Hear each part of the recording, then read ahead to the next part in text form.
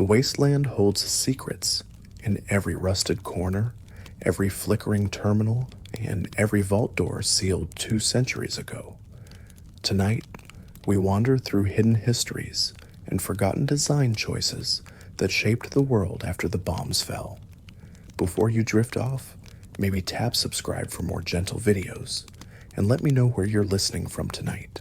And so we begin our quiet journey into the choices behind Vault Tech, the mutations of the Mojave, and the small decisions that built this post-apocalyptic world the developers once envisioned on paper in rooms far removed from radiation and ruin. In the earliest design documents for the original Fallout, there existed a contested truth about who fired first. According to the internal backstory confirmed by lead designer Tim Kaine, it was the Chinese who launched the opening nuclear strike against the United States. This fact was never stated outright in the game itself, but it lived in the minds of the creators. The American government had violated a biological weapons treaty, and that provocation became the spark.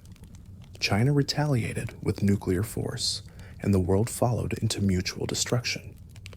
This background detail adds a layer of moral complexity to the fiction, suggesting that the apocalypse was not born from simple villainy, but from escalation and betrayal on both sides. It changes how one might view the pre-war society that Vault Tech served and the government that permitted such experiments on its own people. The iconic vault suits, worn by dwellers across every game, were originally conceived with a utilitarian purpose in mind. During the design phase of the first Fallout, the developers imagined these blue and yellow jumpsuits being extruded by machines, customized automatically to fit any body type across generations. The numbered backs were part of this vision, a mass-produced solution to clothing an entire underground population for centuries. This idea never made it into explicit, in-game lore, but the visual language remained.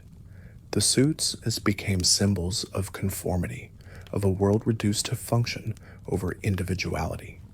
Players recognize them instantly, yet few know the mechanical origin story behind their design. Sugar bombs, the colorful breakfast cereal found scattered throughout the wasteland, have a surprising inspiration rooted outside the Fallout universe entirely. Tim Kaine revealed that the concept came from the comic strip Calvin and Hobbes, where the fictional cereal appeared as a sugary, hyperactive fuel for childhood chaos. While sugar bombs did not appear in the original Fallout, the idea was discussed during development and eventually made its way into Fallout 3 and beyond.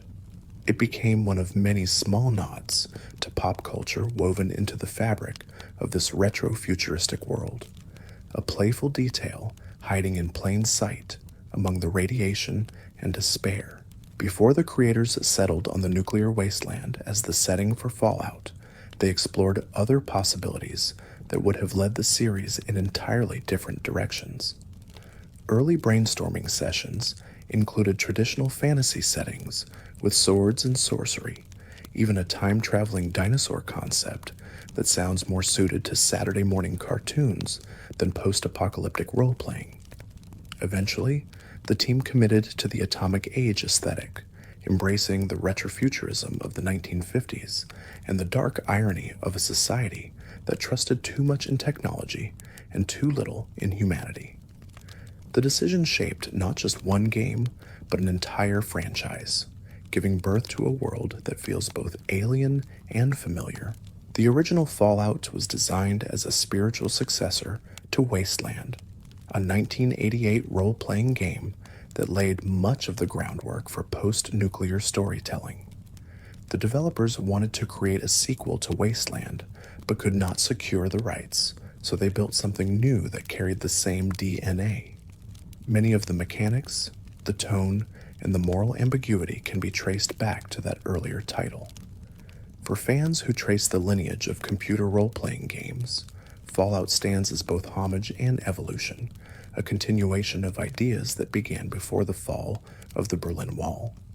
Brahmin tipping, the act of sneaking up on the mutated two-headed cattle and pushing them over, became a beloved tradition across multiple Fallout games. In Fallout 2, players could use a push command to topple the creatures. In Fallout 3 and New Vegas, the mechanic required stealth and a well-timed interaction. But in Fallout 4, this feature was conspicuously absent, much to the disappointment of longtime fans. It was a small detail, one that served no real purpose beyond amusement, yet its removal was noticed. In a series built on player choice and exploration, even the trivial details matter. The VATS targeting system, which allows players to pause combat and target specific body parts in cinematic slow motion, has an unexpected origin. The developers drew inspiration from the crash modes in the Burnout racing games, where destruction was choreographed and celebrated. That same love of controlled chaos translated into Fallout 3's combat system, turning firefights into deliberate, tactical moments. It became one of the defining features of the modern Fallout games, a bridge between the turn-based combat of the originals and the real-time action expected by contemporary players. Before Bethesda acquired the Fallout franchise and transformed it into a first-person open-world experience, there was Van Buren. This was the codename for the Fallout 3 that never was, an isometric role-playing game in the style of the first two entries. Development was well underway when the project was canceled and the franchise shifted into Bethesda's hands. Some concepts from Van Buren were later incorporated into Fallout New Vegas, giving that game a spiritual connection to the canceled sequel. For those who mourn what might have been, traces of Van Buren still linger in the Mojave. The nuclear apocalypse in the Fallout timeline occurred on October 23rd, a date that the developers tried to honor in their release schedules. Fallout 3 was targeted to launch around that date, though the final release came slightly later. This attention to detail, aligning fiction with reality, shows the care the creators put into building a world that feels cohesive. October 23rd became a memorial day in the minds of fans, a reminder of the fictional bombs that fell and the real-world creativity that rose from the ashes. The wasteland is littered with Easter eggs and references to other works of fiction, rewarding players who explore every corner. In Fallout 2, players can stumble upon a crashed sperm whale and a pot of petunias, a clear nod to the Hitchhiker's Guide to the Galaxy. In the original Fallout, there is a homage to the TARDIS from Doctor Who, hidden among the desert ruins. These details do not advance the plot or offer powerful loot, but they enrich the experience, turning exploration into a treasure hunt for the culturally literate. Med-X, the painkiller found throughout Fallout 3, was not always called by that name. Originally, the item was meant to represent morphine or a similar drug, but regulatory concerns in Australia forced Bethesda to change it. Rather than create separate versions for different regions, they renamed it globally to Med-X, a fictional substitute that avoided legal complications. This small change had large implications, altering the tone slightly and reminding players that even in a post-apocalyptic fantasy, real-world rules still apply to the creators. In Fallout New Vegas, there's a memorial wall in Boulder City, inscribed with names that many assumed were those of the developers. In truth, the names belong to fictional characters, some of whom have connections to earlier Fallout lore. Roger Weston III, for example, ties back to a character from Fallout 2. This layering of narrative across games rewards those who pay attention, building a sense of continuity and history that extends beyond individual titles. Concept art for Fallout New Vegas reveals hidden details that only became clear after the game's release. One piece of marketing artwork featured a woman in a Vault 34 jumpsuit, and it was later revealed to be Pearl, the leader of the Boomers, shown as a younger woman. The image contained lore that was not obvious at first glance, a practice common in Fallout's visual storytelling. Art is not just decoration in this series, but a carrier of narrative. The very first piece of concept art created for Fallout 3 in 2004 was the image that would eventually become the game's cover. Lead artist Istvan Peli drew the iconic power armor figure standing in the ruins, and that image became the visual identity of the game. It shows how central the power armor was to the developer's vision, a symbol of both protection and the militarization that led to the world's downfall. Dogmeat, the loyal canine companion, is arguably the only character to appear in some form across nearly every major Fallout game. While the specifics change, a dog named Dogmeat has become a constant, a thread of emotional continuity in a series defined by moral ambiguity and shifting allegiances. Players form attachments to this companion, knowing that no matter how bleak the wasteland becomes, Dogmeat will remain by their side. Vault-Tec's vaults were designed not to save humanity, but to experiment on it. While this is widely understood among fans, early design documents hinted at an even darker purpose. The vaults were intended to filter out undesirables, to reduce the population to a manageable number that could rebuild according to a specific vision. This idea was never fully canonized in the games, but traces of it linger in terminal entries and environmental storytelling. The vaults were never meant to be sanctuaries but laboratories, and the dwellers were never meant to survive. In Megaton, the town built around an unexploded nuclear bomb in Fallout 3, there is a skeleton beneath the bomb rigging. A careful examination of the pose suggests that this person died before the town was built, perhaps while trying to disarm or secure the bomb in the immediate aftermath of the war. It is a minor environmental detail that tells a story without words, a glimpse into the desperation and chaos of the early wasteland. Brahmin, the two-headed mutant cattle, are often given paired names like Bessie and Elsie, a playful nod to the fact that they have two heads. This naming convention appears throughout the series, a small joke that reflects the dark humor woven into Fallout's world. Even in a setting defined by radiation and mutation, there is room for whimsy. The Pip-Boy, the wrist-mounted computer that serves as the player's interface, was inspired by the design of old Commodore computers and other retro tech.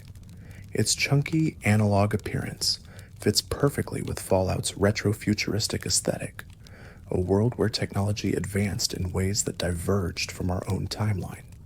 The Pip-Boy became so iconic that it transcended the games, appearing on merchandise and even inspiring real-world replicas. Nuka-Cola, the ubiquitous soft drink of the Fallout universe, has dozens of flavors and variations across the series. Nuka-Cola Quantum glows bright blue due to a radioactive isotope added for marketing purposes, a decision that epitomizes the reckless corporate culture of the pre-war world. In Fallout 4, players can even create their own Nuka-Cola flavors by mixing ingredients, turning a simple consumable into a crafting system. The glowing sea in Fallout 4 is one of the most visually striking and deadly areas in the series. It is the crater left by the direct impact of a nuclear bomb, a place where radiation is so intense that the very air glows green. The developers wanted to create a location that felt truly apocalyptic, a place where even power armor and radiation resistance feel inadequate. It is a reminder that some scars never heal. The Children of Adam, a religious faction that worships radiation as a divine force, represent one of the more unusual belief systems in the wasteland. They see the bombs as a cleansing fire, a holy event that brought enlightenment through mutation and decay. Their presence in multiple games adds a layer of existential horror to the series, showing how even the apocalypse can become a foundation for faith. The Institute in Fallout 4 is a technologically advanced underground society that manufactures synthetic humans, or synths, indistinguishable from real people. The ethical questions surrounding the Institute and its creations form the moral core of the game. Are synths slaves or sentient beings deserving of freedom? The game does not provide easy answers, forcing players to grapple with the implications of their choices. Super mutants, the towering green-skinned creatures found throughout the series, were created through exposure to the forced evolutionary virus. Most super mutants lose their intelligence and memories, becoming aggressive and violent. However, some retain their minds, forming complex societies and philosophies. The variety among super mutants adds depth to what could have been a simple enemy type. The Brotherhood of Steel, a military faction dedicated to preserving and controlling technology, has undergone significant changes across the series. In Fallout 3, they are portrayed as noble defenders of the wasteland, but in Fallout 4, their methods become more authoritarian and xenophobic. This evolution reflects the series' willingness to complicate its factions, refusing to present them as purely good or evil. The Enclave, the remnants of the pre-war United States government, believe they are the rightful rulers of post-apocalyptic America. They view wastelanders as mutants unworthy of life, a genocidal ideology that makes them one of the most dangerous factions in the series. Their advanced technology and ruthless tactics make them formidable adversaries, embodying the worst aspects of pre-war America's authoritarian tendencies. In Fallout New Vegas, the player's choices determine the fate of the Mojave Wasteland and its various factions. The New California Republic, Caesar's Legion, Mr. House, and an independent path all offer different visions for the future. The game refuses to provide a clearly correct answer, trusting players to weigh the costs and benefits of each option. This moral ambiguity is central to what makes New Vegas beloved among fans. The Courier, the protagonist of Fallout New Vegas, begins the game with a bullet in their head, shot by a man named Benny, who stole the package they were delivering. This personal vendetta becomes the entry point into a much larger conflict over the fate of the Mojave. The Courier's motivations can range from revenge to altruism to pure opportunism, depending on how the player chooses to roleplay. Mr. House, the enigmatic ruler of New Vegas, is a pre-war genius who predicted the nuclear apocalypse and prepared accordingly. He survived the bombs by placing himself in a life support chamber, where he has remained for over 2 centuries. His vision for the future is one of autocratic control guided by rational self-interest, a technocratic utopia built on the foundation of his own immortality. Caesar's Legion, a brutal militaristic faction modeled after ancient Rome, practices slavery and views democracy as a failed experiment. Their leader Caesar is a former member of the Followers of the Apocalypse who adopted the philosophy of Hegelian dialectics to justify his empire. The Legion represents a vision of order through tyranny, a society that sacrifices freedom for security. The New California Republic, a democratic government attempting to rebuild civilization, faces corruption, bureaucratic inefficiency, and overextension. They are the closest thing to a traditional government in the wasteland, but they struggle with the same problems that plagued pre-war America. The NCR represents hope tempered by realism, a faction that is neither wholly good nor wholly bad. The Followers of the Apocalypse are a humanitarian organization dedicated to education and medical aid. They operate independently from major factions, driven by idealism and a commitment to helping those in need. In a world defined by violence and exploitation, the Followers represent a quieter form of resistance, one that values knowledge and compassion over power. In Fallout 4, the player character is a pre-war survivor who emerges from cryogenic suspension 210 years after the bombs fell. This premise creates a unique connection to the world before the apocalypse, allowing the protagonist to experience the wasteland as a stranger in their own land. The emotional weight of this setup adds depth to the character's journey. The Minutemen, a militia faction in Fallout 4, are modeled after the colonial-era militias of the American Revolution. They are committed to protecting settlements and providing aid to those in need, representing a grassroots approach to rebuilding society. The Minutemen offer a hopeful vision for the Commonwealth, one built on cooperation and mutual defense. The Railroad, a secretive organization in Fallout 4, is dedicated to liberating synths from the Institute. They operate underground, using covert tactics to smuggle synths to safety and erase their memories to give them new identities. The Railroad represents the moral belief that personhood is not determined by biology, but by consciousness and free will. Synths in Fallout 4 are divided into 3 generations. Generation 1 synths are crude robots. Generation 2 synths resemble humans, but are clearly mechanical. And Generation 3 synths are biologically identical to humans. The existence of Gene 3 synths raises profound questions about identity, memory, and what it means to be human. The player's son in Fallout 4 becomes the leader of the Institute, a revelation that complicates the protagonist's mission. This twist forces players to confront their own assumptions about family, loyalty, and the greater good. The game does not dictate how players should feel, allowing for a wide range of emotional responses. The settlement building system in Fallout 4 allows players to construct their own communities, complete with defenses, resources, and housing. This feature transforms players from wanderers into leaders, giving them direct control over the rebuilding of the wasteland. It is a system that divides fans, loved by some and ignored by others. The crafting system in Fallout 4 expanded significantly from previous games, allowing players to modify weapons, armor, and even power armor. This system encourages scavenging and experimentation, turning every piece of junk into a potential resource. It shifts the gameplay loop, making exploration more rewarding and combat more customizable.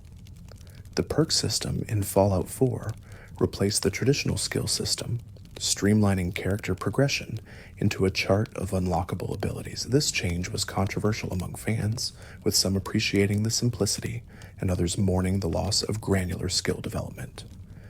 It represents Bethesda's attempt to make the game more accessible without sacrificing depth. The dialogue system in Fallout 4 introduced a voiced protagonist and a simplified interface, reducing the number of visible dialogue options to 4 at a time. This change drew criticism from fans who preferred the more detailed dialogue trees of earlier games. It reflects an ongoing tension in game design between cinematic presentation and player agency.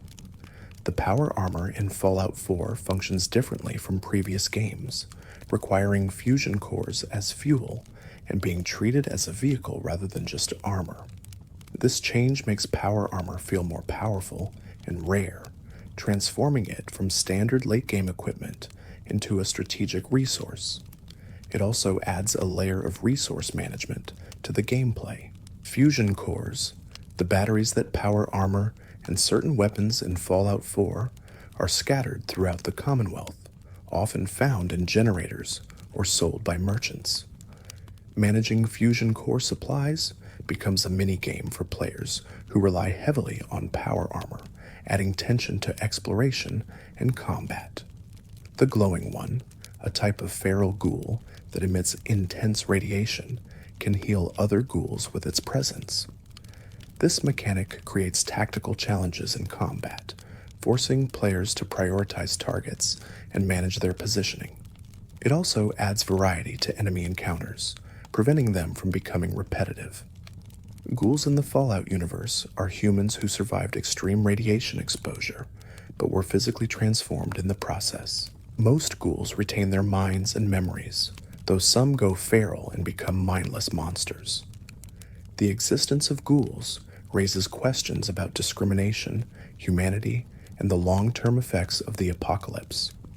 The glowing sea was created when the first nuclear bomb detonated over the Commonwealth, leaving a crater that remains lethally irradiated centuries later. Exploring this area without power armor or heavy radiation protection is nearly suicidal, making it one of the most challenging environments in Fallout 4.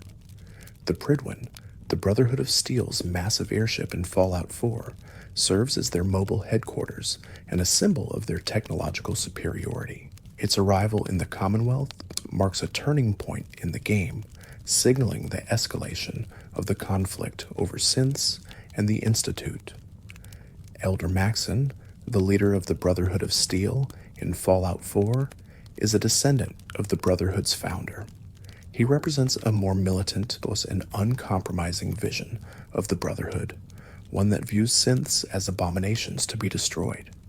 His leadership style divides players, with some seeing him as a necessary hardliner and others as a dangerous zealot.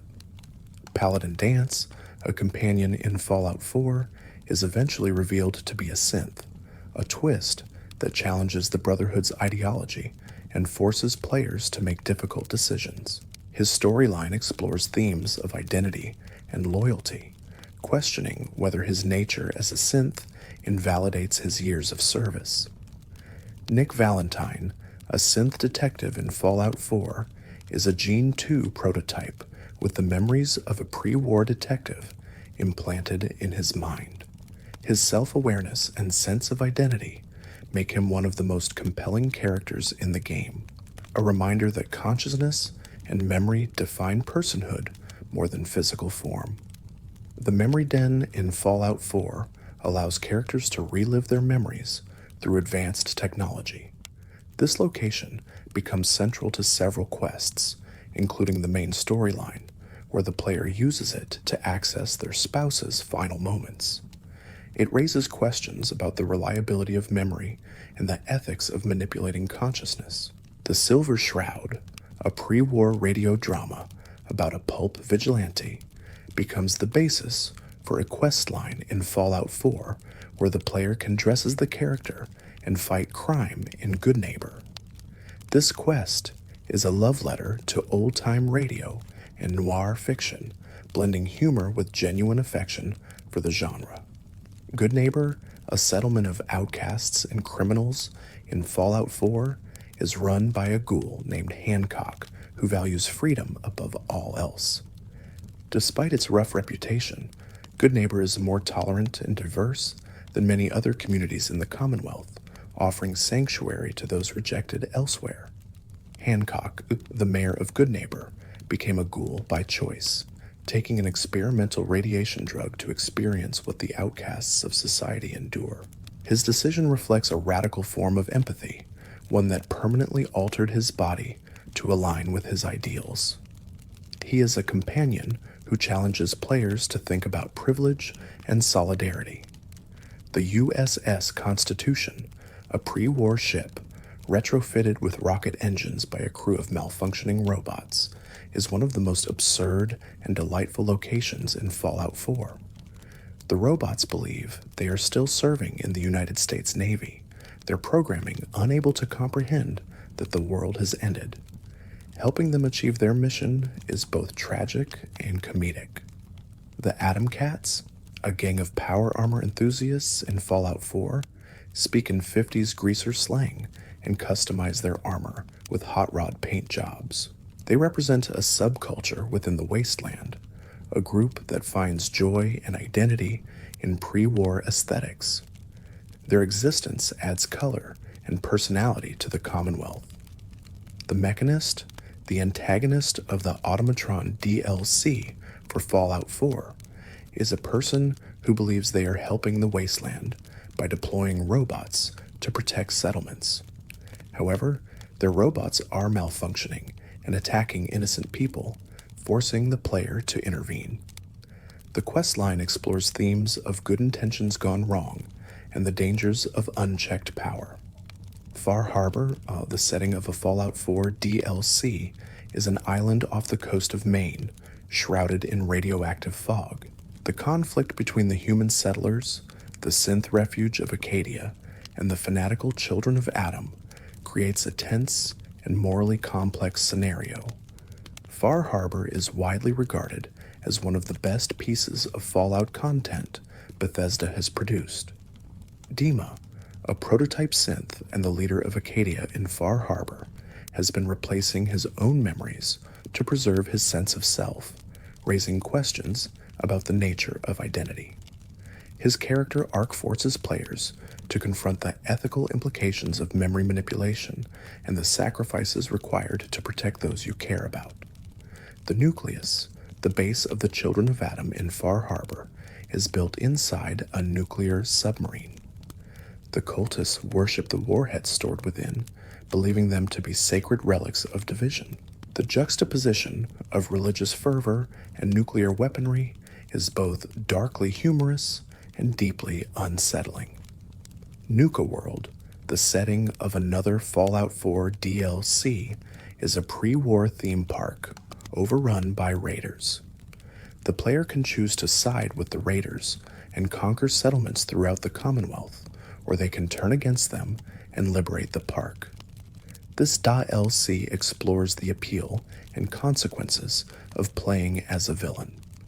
The Gauntlet, the entrance to Nuka World, is a deadly obstacle course designed to test new recruits for the raider gangs. Players must navigate traps, turrets, and enemies to reach the arena, where they face the previous overboss in combat. Surviving the Gauntlet earns the player the title of Overboss and control over the raider gangs. The three raider gangs in Nuka World, the Disciples, the Operators, and the Pack, each have distinct philosophies and aesthetics. The Disciples value bloodshed, the Operators prioritize profit, and the Pack embrace animalistic savagery. Balancing their competing interests becomes a central challenge of the DLC. Nuka-Cola's marketing in the pre-war world was aggressive and omnipresent, turning a simple soft drink into a cultural phenomenon. The theme park dedicated to the brand shows the extent of corporate excess in Fallout's version of America. Even in the wasteland, the remnants of this advertising linger, a testament to capitalism's enduring influence. The Sierra Madre Casino, the setting of the Dead Money DLC for Fallout New Vegas, is a death trap filled with toxic clouds, explosive collars, and holographic security. The story explores themes of greed, letting go, and the inability to escape the past. Dead Money is polarizing among fans, but remains one of the most thematically rich pieces of Fallout content. The Cloud, the toxic red mist that fills the Sierra Madre, is a pre-war experiment gone wrong, a substance that corrodes flesh and metal alike. It creates an oppressive atmosphere, forcing players to navigate carefully and think strategically. The Cloud is as much a character as any NPC, shaping the experience of the DLC. Father Elijah, the antagonist of Dead Money, is a former Brotherhood of Steel elder obsessed with the Sierra Madre's technology. His plan to use the casino's resources to cleanse the wasteland is both ambitious and genocidal, making him one of the more complex villains in the series. His relationship with the player character is defined by manipulation and shared desperation. Dog and God, a companion in Dead Money, is a Nightkin supermutant suffering from split personality disorder caused by prolonged stealth field use. His two personalities, the savage dog and the contemplative God, represent opposing desires for violence and peace. Helping him reconcile these halves is one of the emotional cores of the DLC. Christine, a mute companion in Dead Money, is a former member of the Brotherhood of Steel and a former lover of Veronica, a companion from the main game. Her muteness is the result of torture, and she communicates through gestures and terminal entries. Her story is tragic, defined by loss and the desire for revenge. Dean Domino, a pre-war ghoul and former lounge singer, is a companion in Dead Money driven by jealousy and spite. His charm hides a deeply petty and vindictive personality, making him one of the more morally gray companions in the series. Depending on player choices, he can become an ally or an enemy. The Sierra Madre's treasure, the reason so many have died trying to reach it, is ultimately revealed to be less about wealth and more about the inability to let go. The message of Dead Money is that clinging to the past, whether it is gold or memories, leads only to destruction. The player must choose whether to heed that warning or fall into the same trap. Honest Hearts, another New Vegas DLC, takes place in Zion National Park, a pristine wilderness, untouched by nuclear war. The contrast between Zion's beauty and the wasteland's desolation is stark, offering players a glimpse of what the world could have been.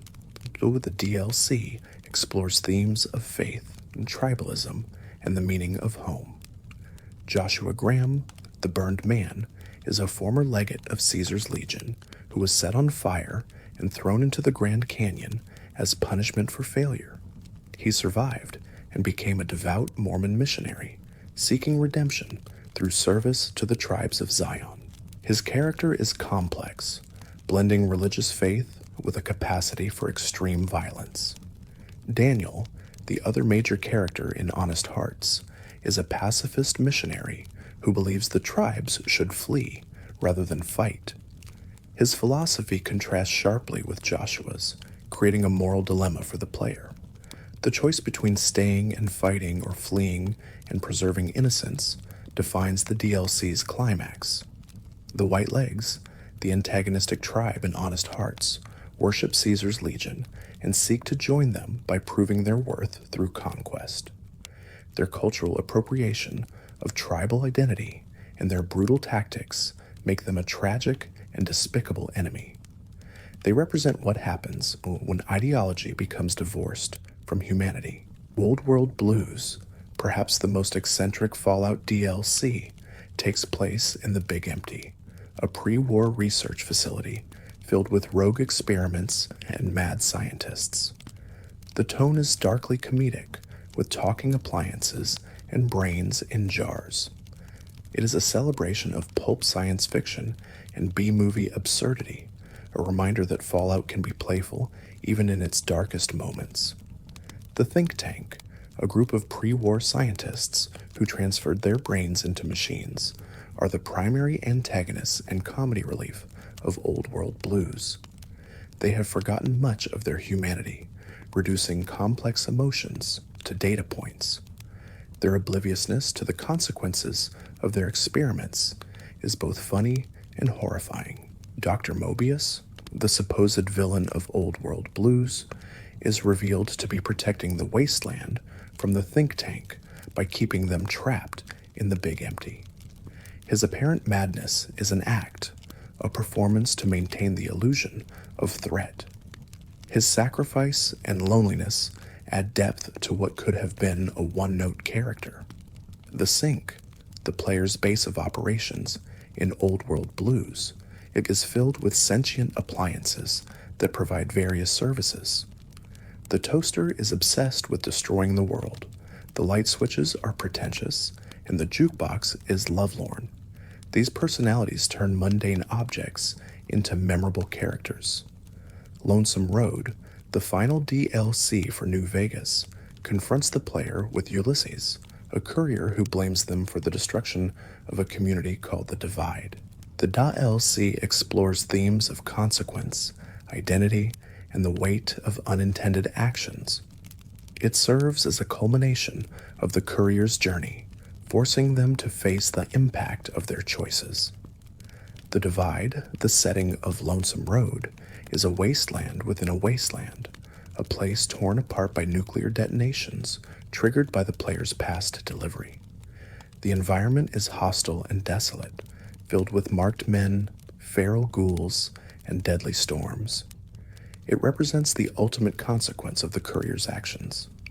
Ulysses, the enigmatic figure who has haunted the courier throughout the DLC, is a man searching for meaning in the apocalypse. He believes that nations and symbols give people purpose, and he sees the courier as a force of chaos that destroyed his last hope. His philosophy is complex and often contradictory, making him one of the most interesting characters in Fallout. EDE, the iBot companion in both the main game and Lonesome Road, carries pre-war audio logs that reveal the history of the Enclave and the development of advanced technology. These logs add layers of lore and emotional depth to a character that could have been a simple robot sidekick. The marked men, the primary enemies in Lonesome Road, are former NCR and Legion soldiers who were caught in the nuclear blast that created the Divide.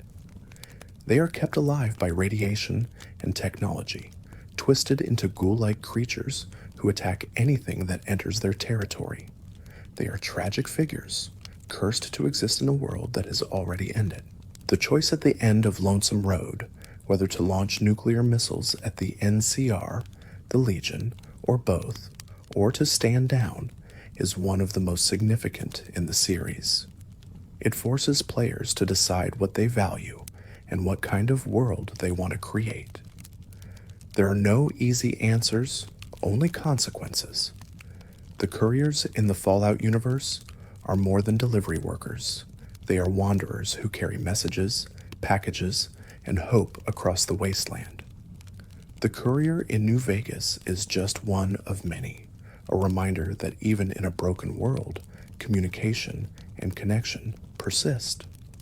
The Mojave Express, the courier company that employed the player character in New Vegas, continues to operate despite the dangers of the wasteland.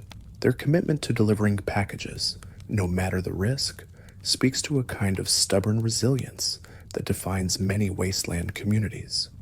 Prim, a small town in New Vegas, is caught between the NCR and local gangs, representing the struggles of settlements trying to survive without picking sides.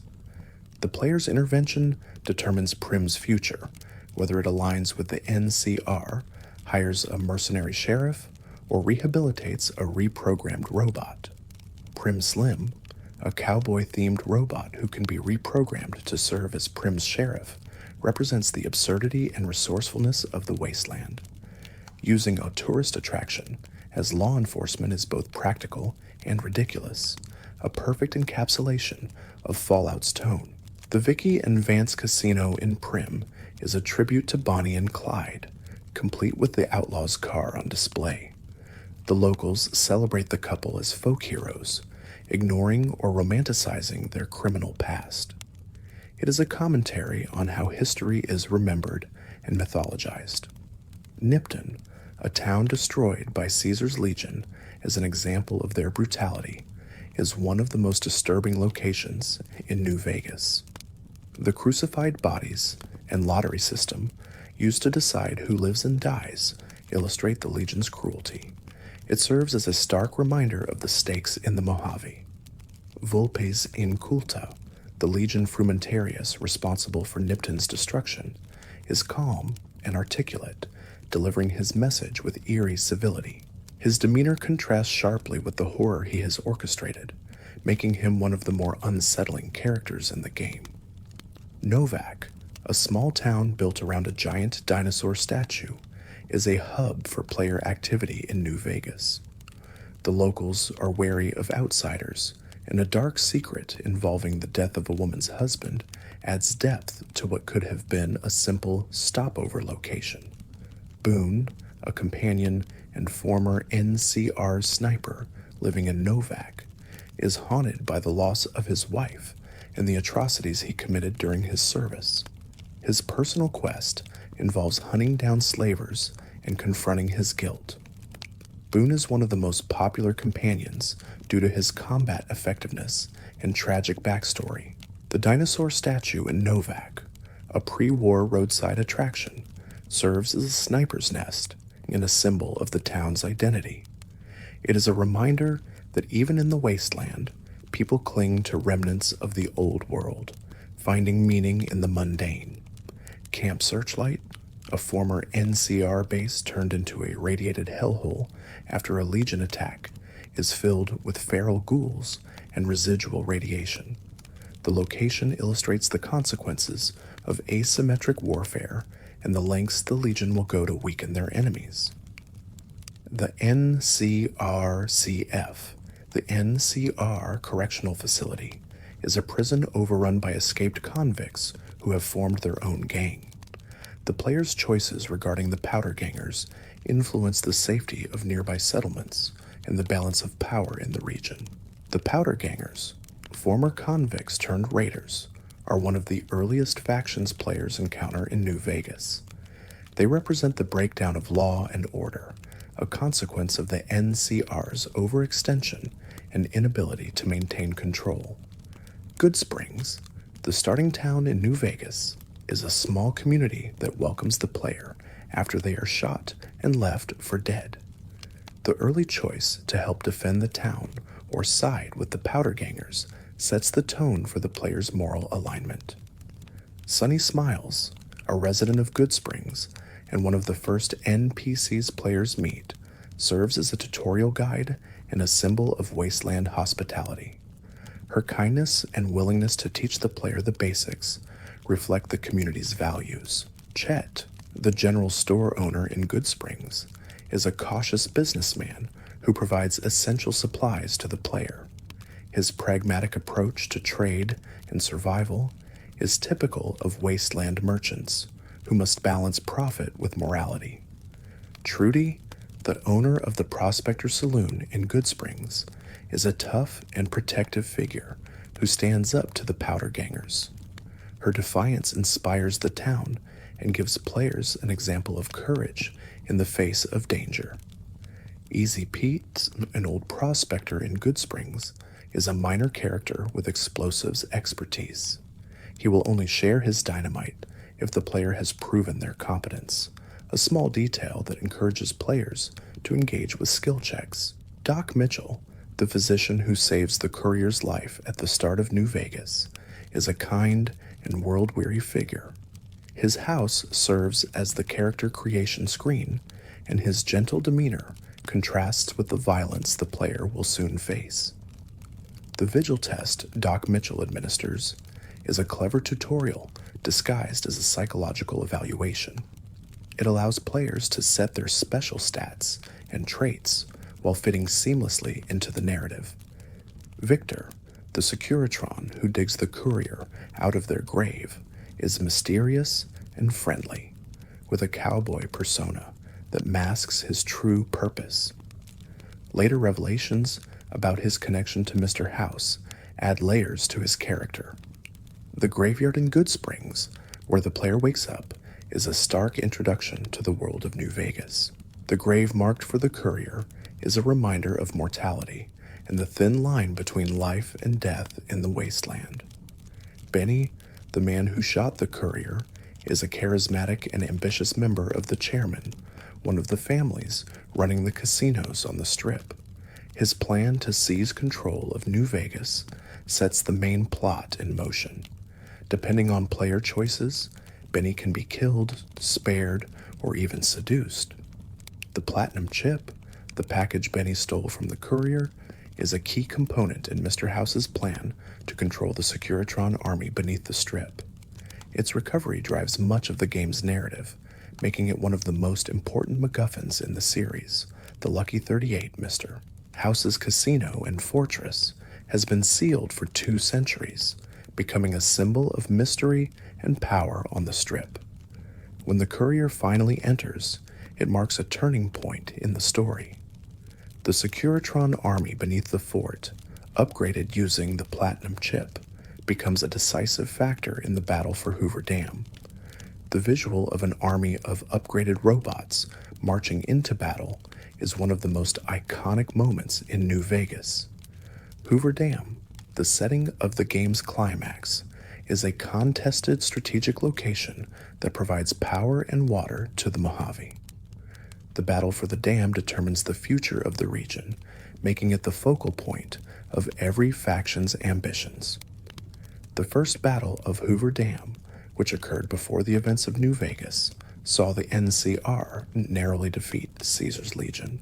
This victory established the NCR's presence in the Mojave, but also stretched their resources thin, setting the stage for the second battle.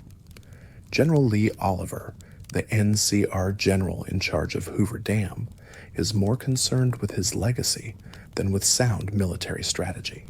His arrogance and refusal to listen to advice make him a flawed leader, representing the worst aspects of the NCR's bureaucracy.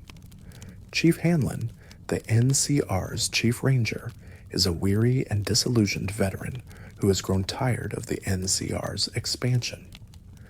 His personal quest involves confronting the lies he has spread to undermine the war effort, adding moral complexity to a character who could have been a simple hero. Legate Lanius, the monster of the East, is Caesar's most feared enforcer, a brutal warrior who leads the Legion's assault on Hoover Dam. Despite his fearsome reputation, he can be convinced to retreat through dialogue, showing that even the most warlike characters can be reasoned with.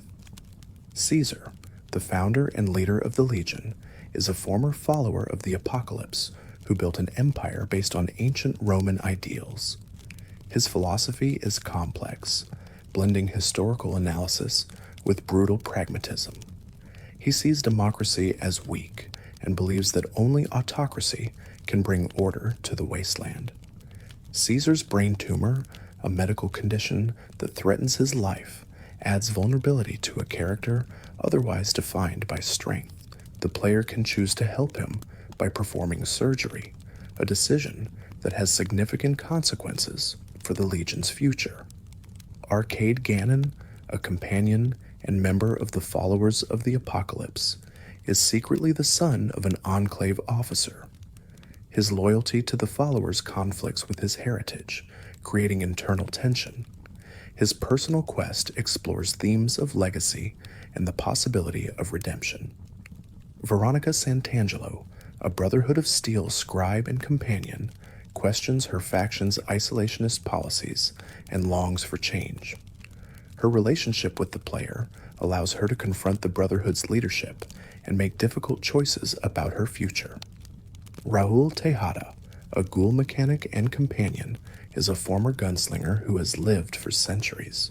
His story is one of loss, regret, and the search for purpose in a life that has stretched far beyond its natural limits. He can be inspired to embrace his past or to leave it behind. Lily Bowen, a Nightkin super mutant and companion, is a grandmother who retains fragments of her pre-mutation memories. Her struggle to balance the violent impulses of a super mutant with the gentle nature of her former self is heartbreaking. Helping her manage her condition is one of the more emotionally complex companion quests. Cass, short for Rose of Sharon Cassidy, is a hard-drinking caravan owner whose livelihood was destroyed by the Van Graffs and the Crimson Caravan. Her quest for revenge can lead to violence or legal justice, depending on player choices. She represents the independent spirit of the wasteland. Rex, a cybernetic dog and companion, is a pre-war police dog who has been kept alive for centuries through advanced technology. His failing brain can be replaced with one of several donor brains, each altering his personality. The choice reflects the player's values and their vision for Rex's future. ED-E, the iBot companion, carries encrypted data that several factions want. His upgrade quests reveal pre-war secrets and add depth to his character. Despite being a robot, EDE has a surprising amount of personality, conveyed through beeps and body language. The Lonesome Drifter, a wandering musician the player can recruit for the Tops Casino, carries a unique laser pistol and has an implied connection to the mysterious Stranger perk. His presence adds to the web of small stories that enrich New Vegas. The Mysterious Stranger, a recurring character in the Fallout series, appears randomly to help the player in combat if the corresponding perk is taken. His identity and motives are never explained, adding to the mystique. Fans have speculated about his nature for years. The wild wasteland trait in New Vegas adds absurd and humorous encounters to the game, from aliens to pop culture references. It is entirely optional, allowing players to choose how seriously they want to take the world. The Holy Hand grenades, a reference to Monty Python, appear if the player has the Wild Wasteland trait. Finding them involves a series of silly encounters that culminate in a powerful weapon. It is a reward for embracing the game's stranger side. The aliens at the crashed spaceship, another Wild Wasteland encounter, are a direct nod to the alien blaster from previous games. The encounter is brief but memorable, adding a touch of science fiction weirdness to the Western-themed wasteland. Indiana Jones references abound in Fallout, from skeletons and refrigerators to fedoras and whips. These nods to classic adventure films remind players that Fallout is as much about exploration and discovery as it is about survival. The Two Bears. High-fiving poster, a recurring joke in developer discussions, was originally a proposed Wild Wasteland encounter that was cut. It became a meme among fans, representing the kind of absurd humor that defines the trait. Fisto, a sex robot in New Vegas, is one of the game's more infamous characters. The encounter is played for humor, but it also raises questions about consent and the ethics of using technology for pleasure. Fallout does not shy away from uncomfortable topics. The Kings, a gang in Freeside that models themselves after Elvis Presley impersonators, are one of the more endearing factions in New Vegas. Their dedication to helping their community and their earnest love of pre-war culture make them likable despite their rough edges. The King, the leader of the Kings, is a charismatic and fair-minded figure who genuinely cares about the people of Freeside. His quest involves mediating a conflict with the NCR, and the player's choices determine whether peace or violence prevails. Freeside, the impoverished area outside the Strip, is a stark contrast to the wealth and glamour of the casinos. The poverty and desperation of its residents highlight the inequality and exploitation that define New Vegas. The Atomic Wrangler, a casino and brothel in Freeside, offers a glimpse into the seedier side of wasteland entrepreneurship. The Garretts, the brother and sister who run it, are pragmatic and unapologetic about their business. Mick and Ralph's, a weapons and supplies shop in Freeside, has a secret back room where illegal modifications are performed. Gaining access requires building trust, rewarding players who explore and engage with NPCs. The followers of the Apocalypse Outpost in Freeside provides free medical care and education to the poor. Their work is a counterbalance to the greed and violence that define much of the wasteland, offering hope through knowledge and compassion. Julie Farkas, the leader of the Followers Freeside chapter, is a dedicated and overworked physician who struggles to meet the needs of the community. Her quest involves securing medical supplies, a small but meaningful way to help the wasteland's most vulnerable. The Garrett twins, the owners of the Atomic Wrangler, hire the player to recruit sex workers for their establishment. The quest is optional and played for dark humor, but it also highlights the exploitation and commodification of bodies in the wasteland. The Thorn, an underground fighting arena in Westside, pits wasteland creatures against each other for entertainment and profit. The player can participate by capturing creatures and betting on fights, engaging with a brutal but popular pastime. Red Lucy, the owner of the Thorn, is fascinated by wasteland ecology and sees the arena as both a business and a research opportunity. Her quest involves hunting increasingly dangerous creatures, rewarding the player with unique equipment. Westside, a small community built around an old concrete plant, is an example of grassroots organization and cooperation. The locals grow their own food and defend their territory, representing the potential for self-sufficiency in the wasteland. The NCR sharecroppers, farmers who work the land near Westside, are exploited by the NCR's demands for food to support their war effort. Their plight illustrates the human cost of the NCR's expansion and the moral compromises of nation building. The water pumps in Westside, which provide irrigation for the community, are sabotaged by the NCR to pressure the locals into submission. Investigating and resolving this conflict reveals the darker side of the NCR's methods. The Sunset Sarsaparilla headquarters, a factory filled with traps and treasure, is a location that rewards exploration. The quest to collect star bottle caps and unlock the treasure room is one of the more elaborate side quests in New Vegas. Festus, the animatronic cowboy mascot at the Sunset Sarsaparilla headquarters, provides the player with trivia and hints about the bottle cap hunt. His cheerful demeanor contrasts with the deadly environment of the factory. The Sunset Sarsaparilla star bottle caps, rare collectibles scattered throughout the Mojave, can be exchanged for a unique weapon and a dark revelation about the contest they were part of. The quest subverts player expectations, turning a treasure hunt into a tragedy. Alan Marks, the skeleton found in the Sunset Sarsaparilla prize room, is the winner of the bottle cap contest, who was murdered before he could claim his prize.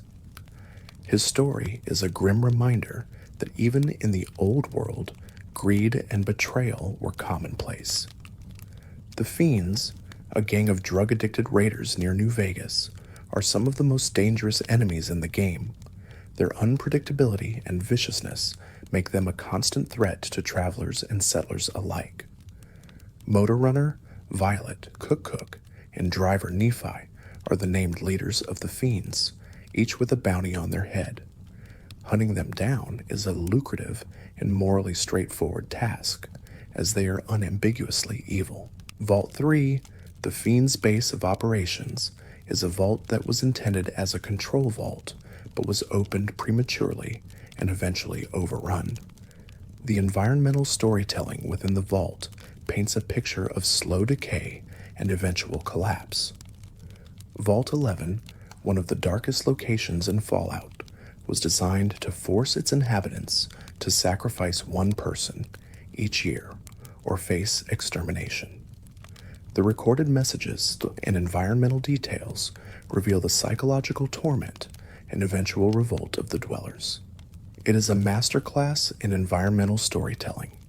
The sacrificial chamber in Vault 11, where the chosen victims were executed, is a haunting space that conveys the horror of the experiment. The final twist, that refusing to sacrifice anyone would have saved them, adds tragic irony to the story. Vault 19, split into red and blue sectors as part of a psychological experiment, was designed to sow paranoia and conflict. The fragmented terminal entries and environmental clues reveal how the experiment destroyed the community from within. Vault 22, overrun by spore-based plant creatures, is a location of creeping biological horror. The mutated plants and the remains of the researchers who unleashed them create an atmosphere of dread and decay.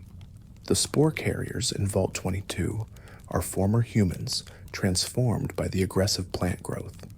Their shambling forms and toxic spores make them terrifying enemies, and their existence raises questions about the nature of life and death. Vault 34, flooded with radiation due to a reactor breach, is inhabited by feral ghouls and is one of the most dangerous vaults to explore. The quest to recover the armory key requires navigating deadly radiation and tight corridors, testing the player's preparation and skill. The Boomers, a xenophobic community living at Nellis Air Force Base, worship pre-war aircraft and artillery. They attack anyone who approaches their territory, making them difficult to contact. Their isolationism and firepower make them a wild card in the battle for Hoover Dam. Pearl, the elderly leader of the Boomers, is fiercely protective of her community and their way of life. Her eventual acceptance of the player, if they prove themselves, shows that even the most insular groups can form alliances. Loyal, the Boomer's mechanic and engineer, is working to restore a pre-war bomber to working condition. His quest involves recovering parts from Lake Mead, culminating in the bomber's dramatic use during the battle for Hoover Dam. The B-29 bomber at the bottom of Lake Mead, raised by the player for the Boomers, becomes a powerful weapon in the final battle. The sight of the restored plane flying over the battlefield is one of the most visually impressive moments in the game. The Great Khans, a tribe descended from raiders, have a complex history with the NCR and the Courier. They are caught between their pride and the reality of their declining power, making them one of the more tragic factions in the game. Papa Khan, the leader of the Great Khans, is torn between his loyalty to his people and his alliance with Caesar's Legion. The player can influence his decision, potentially leading the Khans to a better future or sealing their doom. Regis, a progressive member of the Great Khans, advocates for education and moving beyond the tribe's raider roots. His vision for the future contrasts with the traditionalists, creating internal conflict that the player can exploit or resolve. The history of the Great Khans, told through dialogue and terminal entries, traces their lineage back to the original Fallout games. This continuity adds depth and makes their struggles feel significant within the larger Fallout universe. The Red Rock Canyon, the Great Khan's base of operations, is a fortified and isolated location that reflects their outsider status. The harsh environment and defensive setup illustrate the challenges they face. Melissa, a pragmatic member of the Great Khans, represents the more mercenary side of the tribe. Her willingness to trade and negotiate shows that the Khans are not monolithic, but contain diverse perspectives. Jack and Diane, two Great Khans chemists, provide the player with drug-related quests.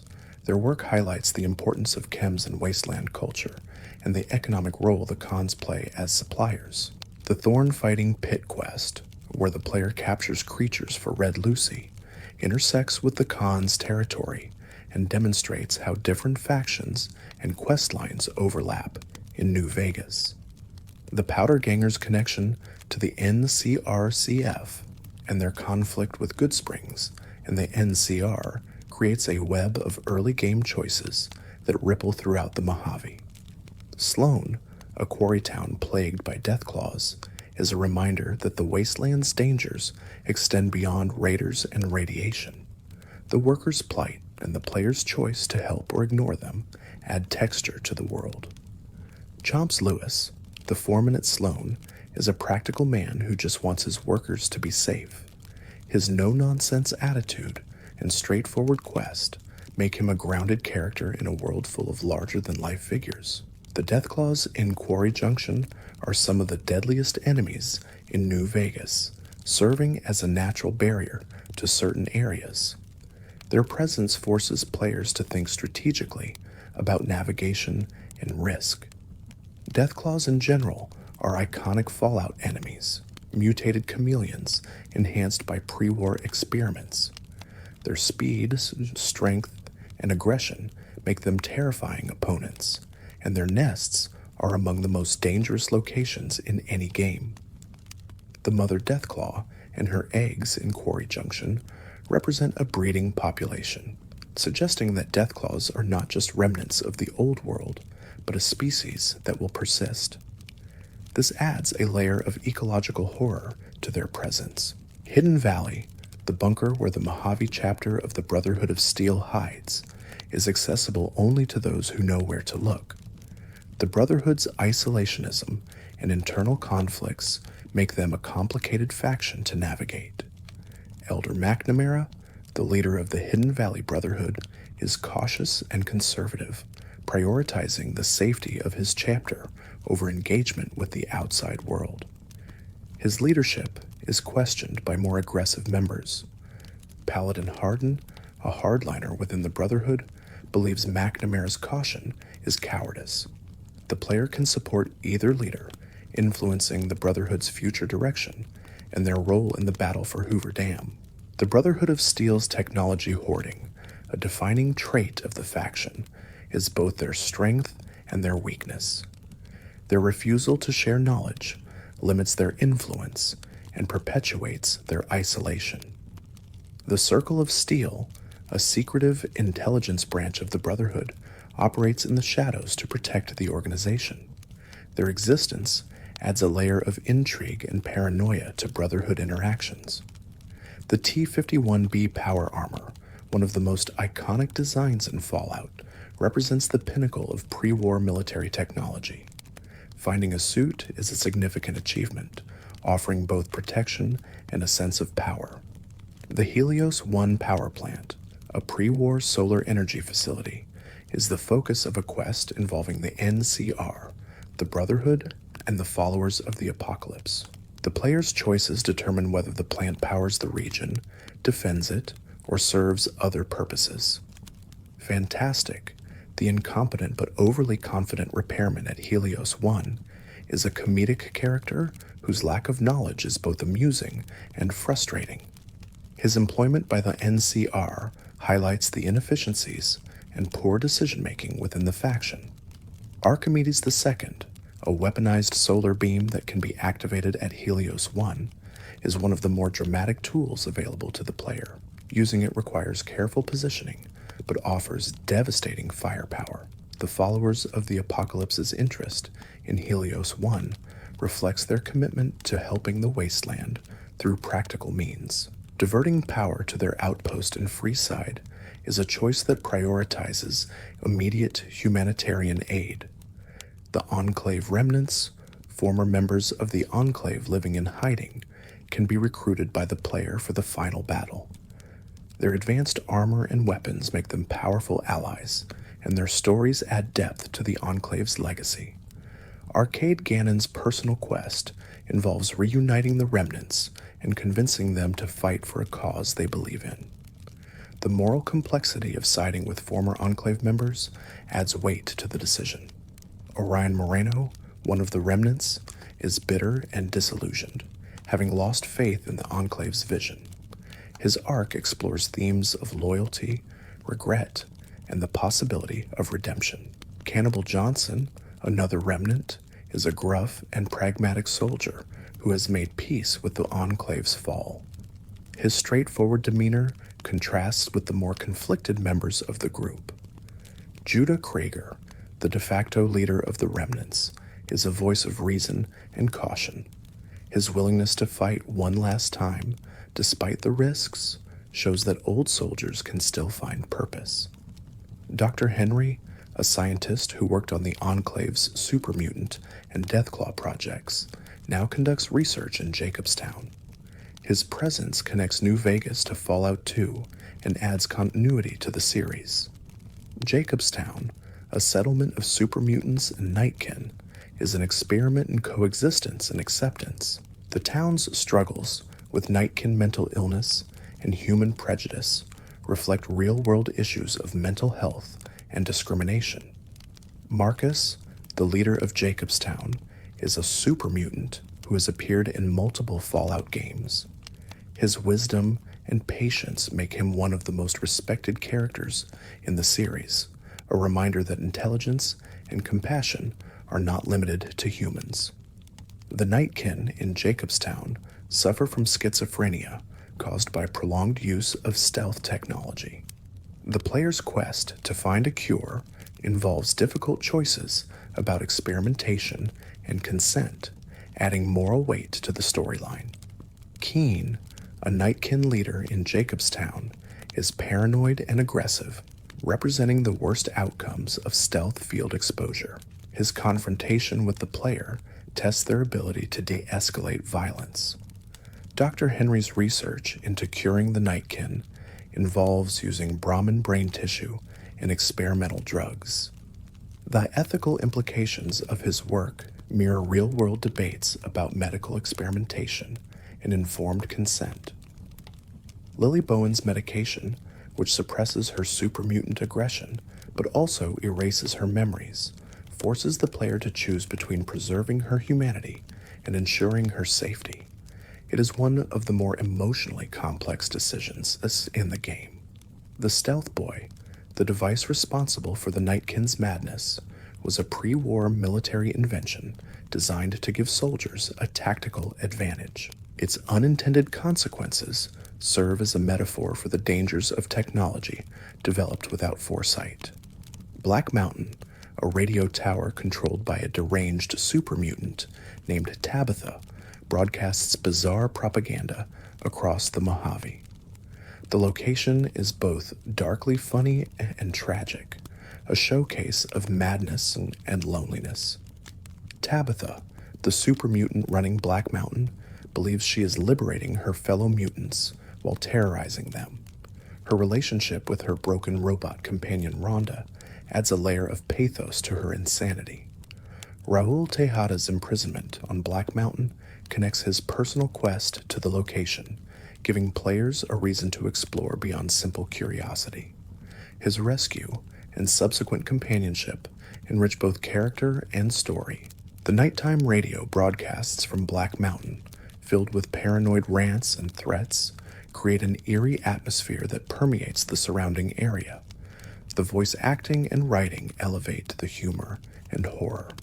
The Hoover Dam generators, which power much of the Mojave, are a symbol of pre-war ambition and engineering. Their continued operation 2 centuries after the bombs fell is a testament to the durability of that lost world. The Colorado River, flowing through the Mojave, is a lifeline in the desert. Control of the water and power it provides is the ultimate prize in the conflict between the NCR, the Legion, and Mr. House. The fort, Caesar's base of operations, across the river from Hoover Dam, is a stark contrast to the NCR's industrial presence. The Legion's camp, built from scavenged materials and organized around ancient Roman military principles, reflects their ideology. The Legion's use of football equipment as armor is both practical and symbolic, turning pre-war sports gear into instruments of war. It is a visual reminder of how the wasteland repurposes everything. The legate's camp at the fort is off-limits to most, reserved for Caesar's inner circle. Gaining access requires either loyalty to the Legion or clever deception, and the rewards reflect the high stakes. The Legion's slaves, captured from conquered tribes and settlements, are a grim reminder of the faction's brutality. The player's interactions with slaves add moral weight to the decision of whether to support or oppose the Legion. The arena at the fort, where prisoners fight to the death for the Legion's entertainment, is one of the darkest locations in New Vegas. The player can be forced to participate, turning a horrifying spectacle into a personal trial. The Omertas, one of the families running the casinos on the Strip, are secretly plotting to betray Mr. House and seize control. Uncovering their plan and deciding how to respond is one of the more complex quests in the game. The Gomorrah Casino, run by the Omertas, is a den of vice and corruption. Its glamorous exterior hides violence, exploitation, and treachery, making it a fitting symbol of the Strip's darker side. Cachino, a mid-level Omerta who becomes an ally if the player uncovers the right evidence, is a pragmatic and ruthless figure. His willingness to turn on his bosses shows that loyalty in the wasteland is always conditional. Big Sal and Nero, the leaders of the Omertas, are dangerous and cunning criminals who see the player as either a tool or a threat. Their plot to attack the Strip with hidden weapons adds urgency to the questline. The White Glove Society, another family on the Strip, has a secret history of cannibalism. The player's investigation into their past and present practices leads to a moral dilemma about exposing or protecting their secrets. The Ultralux Casino, run by the White Glove Society, is opulent and refined, with a strict dress code and air of sophistication. The contrast between its elegance and the darkness beneath makes it one of the more unsettling locations. Mortimer, a member of the White Glove Society, who wants to return to cannibalism, manipulates events to serve his agenda. The player can stop him or enable him, depending on their choices and values. Marjorie, the manager of the Ultra Lux, is committed to maintaining the society's reformed image. Her conflict with Mortimer creates tension and forces the player to navigate competing interests. The investigator quest at the Ultra Lux, where the player searches for a missing person, gradually reveals the society's cannibalistic past. The slow unraveling of the mystery builds suspense and dread. The Tops Casino, run by the chairman and Benny, is where much of the main plot unfolds. Confronting Benny in his own stronghold requires careful planning or bold action, and the outcome depends on player choices. Swank, Benny's second in command, can be convinced to turn against his boss if presented with the right evidence. His loyalty is to the chairman and Mr. House, not to Benny personally, showing the limits of friendship in a world driven by self-interest.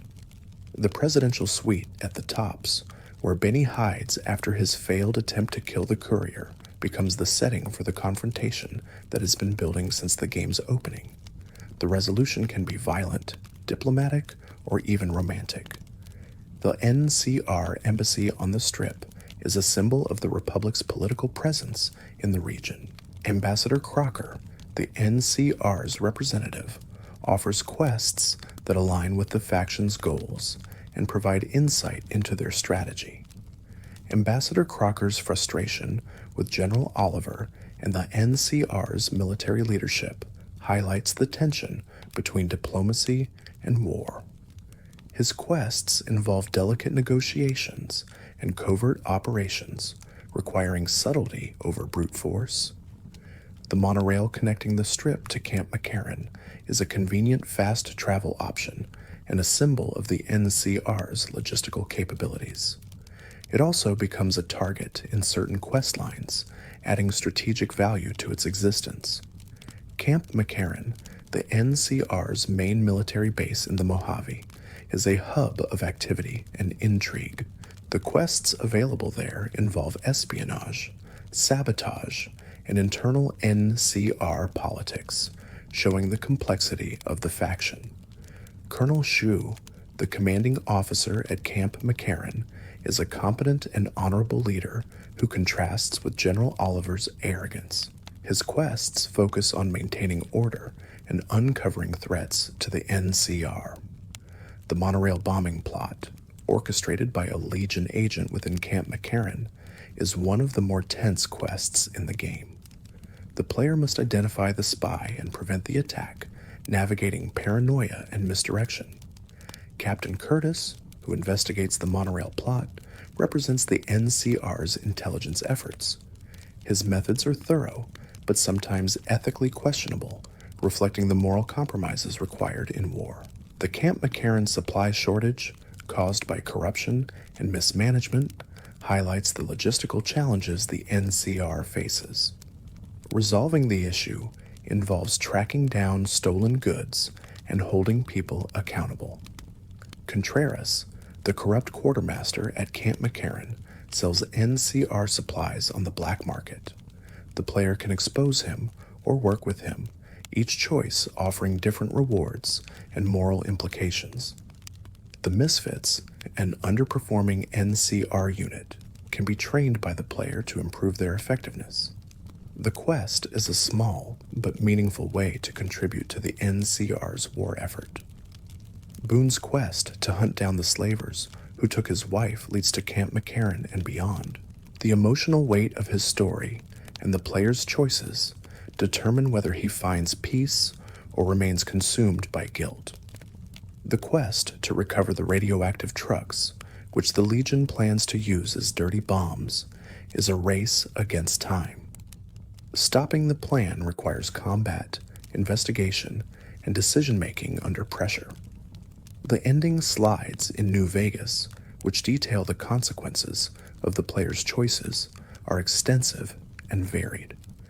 Nearly every faction, character, and location has a unique outcome based on what the player did, making the epilogue a reflection of the entire playthrough. The Independence ending, where the player rejects all major factions and takes control of New Vegas themselves, offers the most freedom but also the most uncertainty. It is a vision of self-determination that carries both hope and risk. The NCR ending, where the Republic annexes the Mojave, brings stability and law, but also bureaucracy and corruption. It is a realistic portrayal of nation building, showing both the benefits and costs of expansion. The Legion ending, where Caesar conquers the Mojave, is the darkest outcome, bringing order through brutal oppression. It is a vision of peace achieved at the cost of freedom and humanity. The House ending, where Mr. House remains in control, promises technological progress and prosperity under autocratic rule. It is a gamble on one man's vision, with no guarantee of benevolence or longevity. The Yes Man ending, a variation of the Independence route, features a Securitron with an upbeat personality who helps the player seize control of New Vegas. Yes Man's cheerful demeanor masks the uncertainty of his true loyalties, raising questions about whether the player is truly in control or just another pawn. Yes Man, programmed to be helpful to anyone, represents the dangers of AI without proper oversight. His eventual upgrade to assertiveness suggests he may not remain the compliant assistant he appears to be, adding ambiguity to the Independence ending. The Securitrons, Mr. House's robot army, are modeled after the aesthetic of vintage arcade games and old-world imagery. Their cowboy, policeman, and soldier personas reflect House's vision of nostalgia as a tool for control and comfort. Victor's multiple bodies, scattered throughout the Mojave, show the reach of Mr. House's surveillance and influence. The friendly cowboy robot appearing in unexpected places becomes increasingly unsettling as players realize the extent of House's monitoring. The Lucky 38's casino floor, frozen in time since the bombs fell, is a monument to pre-war excess and House's isolation. The dust-covered slot machines and empty bars create a haunting atmosphere of abandonment. The penthouse suite where Mr. House resides is filled with pre-war luxury and advanced technology. The contrast between his opulent surroundings and his withered body in the life support chamber emphasizes the price of his immortality. Mr. House's body, revealed when the player accesses his chamber, is a shriveled and ancient form kept alive by machines. The visual is shocking and pathetic, a reminder that even the most powerful figures are ultimately mortal. The choice to kill Mr. House or leave him alive determines the fate of New Vegas and the Mojave. His death is permanent and irreversible, making it one of the weightiest decisions in the game. The Platinum Chip's origins, as a pre-war delivery commissioned by House before the bombs fell, show his foresight and planning. That the chip was delayed by 204 years due to the apocalypse is darkly ironic. House's calculations about the future, based on probability and data, predicted the nuclear war but could not prevent it. His survival, and plans for rebuilding demonstrate a cold rationality that prioritizes long-term vision over immediate morality. The snow globe collection in the Lucky 38, which the player can contribute to by finding hidden snow globes throughout the Mojave, is a strange hobby for an autocrat. Each snow globe represents a location and adds a small monetary reward, turning exploration into a treasure hunt. The snow globes themselves are pre-war tourist souvenirs, kitschy reminders of a world that loves spectacle and commercialism. Their presence in House's penthouse suggests a sentimental side to his otherwise calculating nature. The Hoover Dam Visitor Center, filled with informational displays about the dam's construction and purpose, is a time capsule of pre-war education and propaganda. The optimism of the exhibits contrasts sharply with the violence that now surrounds the location. The NCR Rangers, Elite soldiers who operate independently and often in secret are some of the most skilled fighters in the wasteland. Their distinctive armor and sniper rifles make them iconic, and their presence signals the NCR's commitment to the Mojave. The ranger stations scattered throughout the Mojave serve as safe havens and supply points for NCR forces. These outposts provide quests and context for the NCR's struggles to maintain control over a vast and hostile territory. The Mojave Outpost, the gateway between the NCR's core territory and the frontier, is staffed by bored and frustrated soldiers.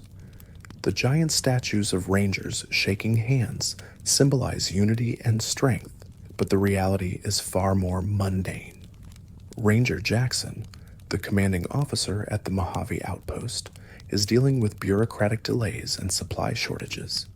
His frustration reflects the broader challenges facing the NCR's expansion. Cass's caravan, destroyed before the events of the game, becomes the focus of a quest to uncover who is responsible. The investigation reveals corporate greed and betrayal, themes that resonate throughout Fallout's critique of capitalism. The Crimson Caravan Company, one of the largest trading organizations in the wasteland, is implicated in the destruction of rival caravans. Their ruthless business practices show that the dangers of the wasteland are not limited to raiders and mutants.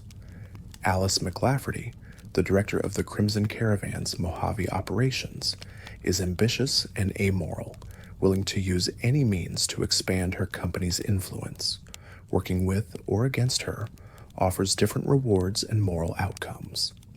The Gunrunners, an arms manufacturing and trading company, provide some of the best weapons and ammunition in the game. Their commitment to quality and innovation makes them a valuable ally for anyone preparing for war. The Gunrunners factory, protected by automated defenses, is a testament to pre-war industrial efficiency. The kiosk outside allows players to purchase goods without entering, maintaining security while facilitating trade. The Vendortron, the robotic shopkeeper at the Gunrunners kiosk, has a dry and sarcastic personality. Its interactions with the player add humor to what could have been a purely transactional experience. Isaac, the Gunrunners engineer, offers a quest to recover manufacturing specifications stolen by the Van Graffs. Completing it helps the Gunrunners and weakens a rival, influencing the wasteland's economy. The Van Graffs, in an energy weapons dealership with a violent and authoritarian approach to business, are one of the more memorable merchant families. Their willingness to kill anyone who threatens their interests makes them dangerous allies and enemies. The Silver Rush, the Van Graffs' shop in Freeside, is heavily guarded and operates with strict rules. Attempting to steal or break the rules results in immediate and lethal retaliation, demonstrating the family's zero-tolerance policy. Jean-Baptiste Cutting, the head of the Van Graff family in the Mojave, is charming and ruthless.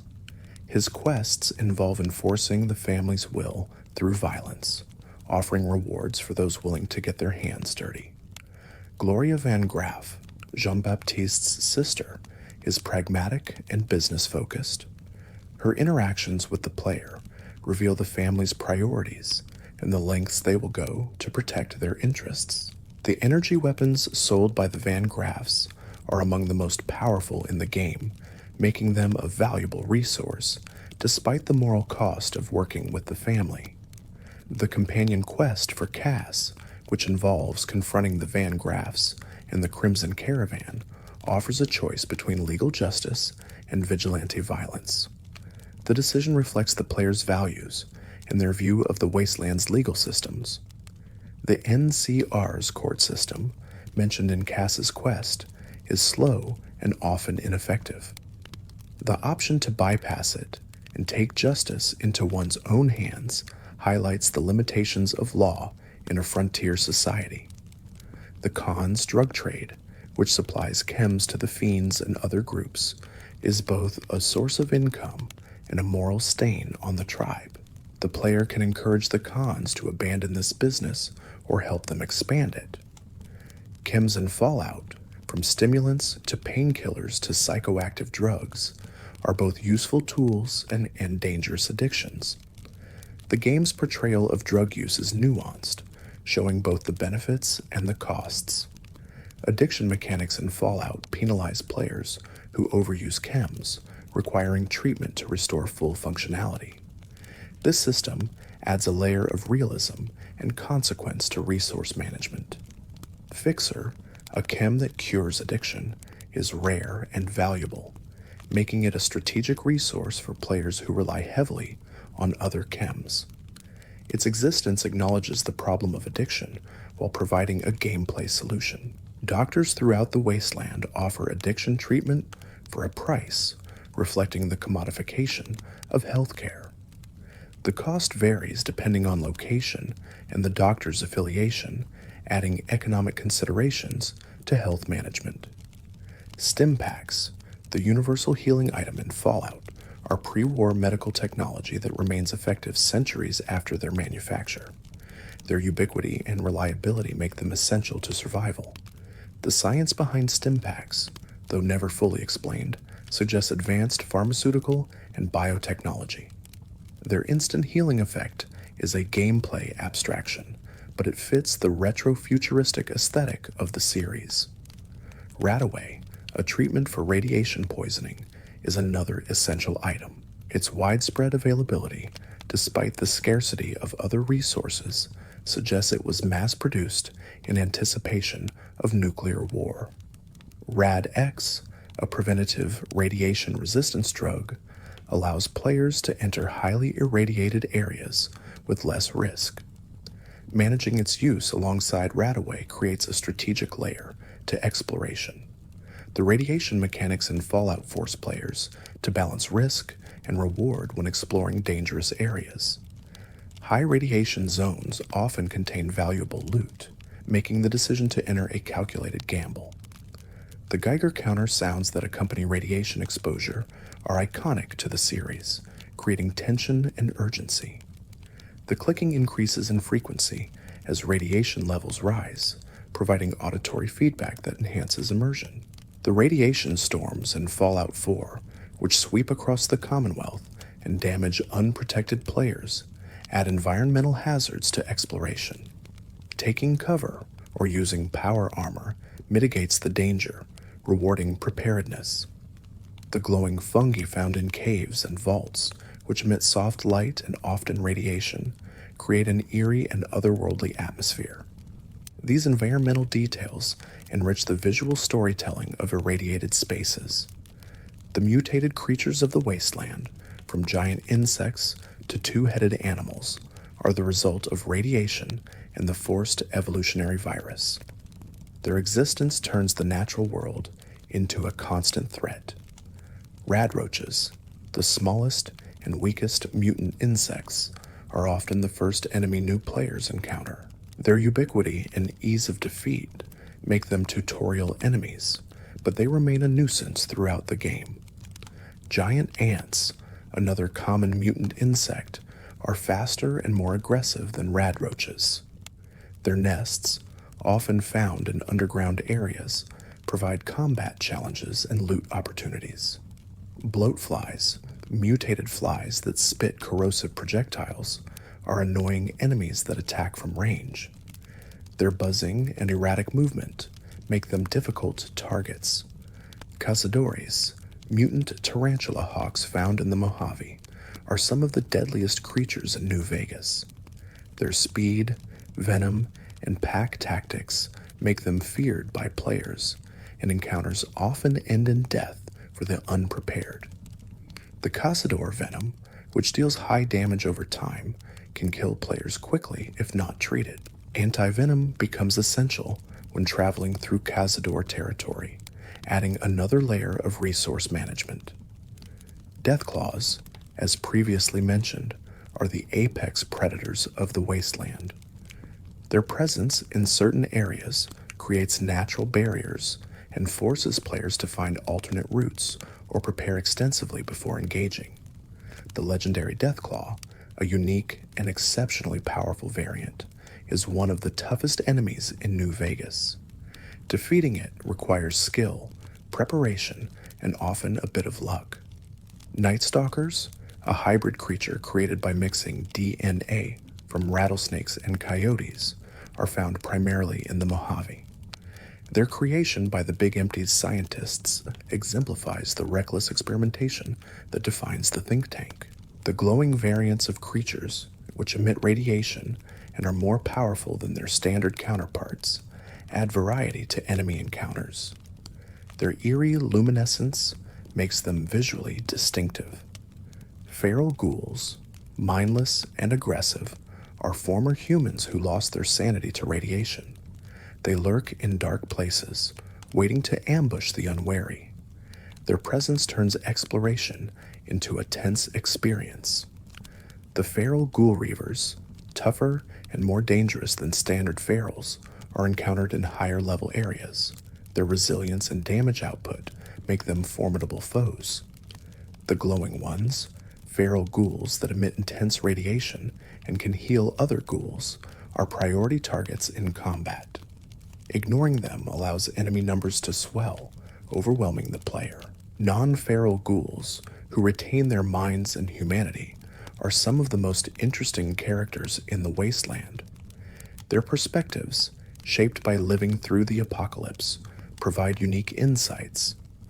The discrimination faced by ghouls from humans adds a layer of social commentary to Fallout. The prejudice and fear directed at them, despite their sentience, mirror real-world issues of bigotry and othering. Tenpenny Tower in Fallout 3, where a community of wealthy humans refuses to allow ghouls entry, is the setting for a quest about racism and integration. The outcomes of the quest are morally complex, with no clearly right answer. Roy Phillips, the ghoul leading the effort to enter Tenpenny Tower, has legitimate grievances but also harbors his own prejudices. His actions, if the player sides with him, reveal that victimhood does not preclude villainy.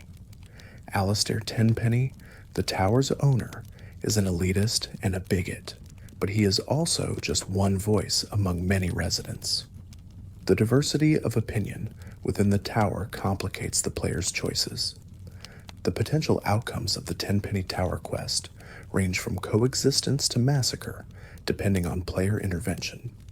Each ending carries moral weight, forcing reflection on the costs of different approaches to conflict. Underworld, a ghoul settlement in the ruins of a museum in Fallout 3, is a safe haven for those rejected by human society. The community's resilience and solidarity provide a counterpoint to the discrimination ghouls face elsewhere.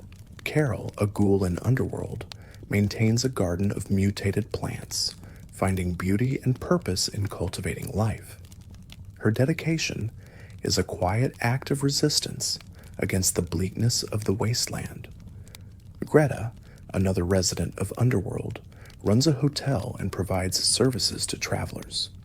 Her hospitality shows that even in a world of scarcity and suspicion, kindness persists. The Museum of History, where Underworld is located, contains remnants of pre-war American history. The juxtaposition of exhibits celebrating the past with the ghoul community living in the ruins is poignant.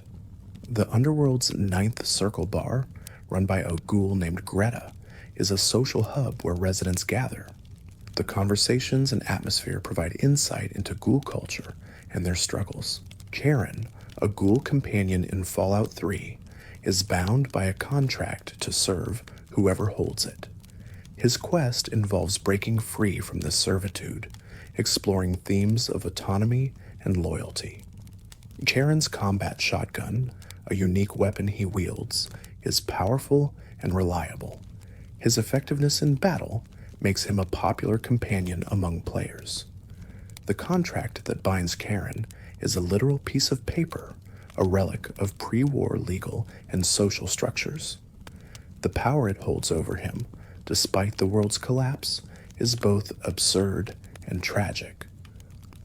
Azrakal, the ghoul who owns Karen's contract in the Ninth Circle, is manipulative and cruel. Acquiring the contract from him requires either payment or violence, each option carrying different moral implications. The history of slavery in the wasteland, represented by groups like the Legion and Paradise Falls, is one of the darker aspects of Fallout. The existence of organized slave trade shows how quickly societies can revert to exploitation. Paradise Falls in Fallout 3 is a settlement dedicated to capturing and selling slaves. The slavers operate openly, protected by their firepower and the apathy of nearby settlements. Eulogy Jones, the leader of Paradise Falls, is a caricature of a pimp and slaver, dressed flamboyantly and speaking in exaggerated slang. His character is darkly comedic, but also deeply repulsive. The quest to infiltrate or destroy Paradise Falls offers players a choice between complicity and justice. Working with the slavers provides material rewards, while freeing the slaves offers moral satisfaction. The children held captive in Paradise Falls, stolen from settlements like Little Lamplight, represent the vulnerability of the young in the wasteland. Rescuing them is one of the more emotionally resonant quests in Fallout 3. Little Lamplight, a settlement run entirely by children, is one of the more unusual locations in Fallout 3. The kids survive by scavenging and defending their cave from threats, creating a Lord of the Flies-esque society. The rule at Little Lamplight that anyone who reaches adulthood must leave creates a constant turnover of population. The exiled teens often end up in nearby Big Town, struggling to survive. Mayor McCready, the foul-mouthed leader of Little Lamplight, is initially hostile to the player, but can be won over. His character, a child trying to assert authority in a dangerous world, is both amusing and sad. The Great Chamber, the central hub of Little Lamplight, is a large cavern filled with makeshift homes and defensive positions. The kids' ingenuity in creating a functioning community is impressive. The fungus farm in Little Lamplight, where the children grow cave fungus for food, shows their resourcefulness. The farm is tended by a girl named Eclair, who takes her responsibilities seriously. Sticky, a teenager desperate to leave Little Lamplight and reach Big Town, becomes a temporary companion. His enthusiasm and naivety make him endearing, though his combat skills are lacking. Big Town, the settlement of exiled Little Lamplight residents, is constantly under attack by super mutants. The young adults struggle to defend themselves, having grown up in relative safety. The quest to help Big Town defend against super mutants involves training the residents and setting up defenses. Success ensures their survival, at least temporarily, while failure results in their capture or death. Red, a resident of Big Town and a potential romantic interest for Sticky, is captured by super mutants. Rescuing her from the Germantown Police Headquarters is a challenging mission. The Germantown Police Headquarters, overrun by super mutants, is a dangerous dungeon filled with traps and enemies. The building's layout and environmental storytelling reveal the chaos of the initial super mutant invasion. The super mutant behemoths, massive and heavily armored variants, are some of the most visually impressive enemies in Fallout 3. Encounters with them are rare but memorable, often requiring heavy firepower. The Fat Man, a portable nuclear catapult, is one of the most iconic weapons in Fallout.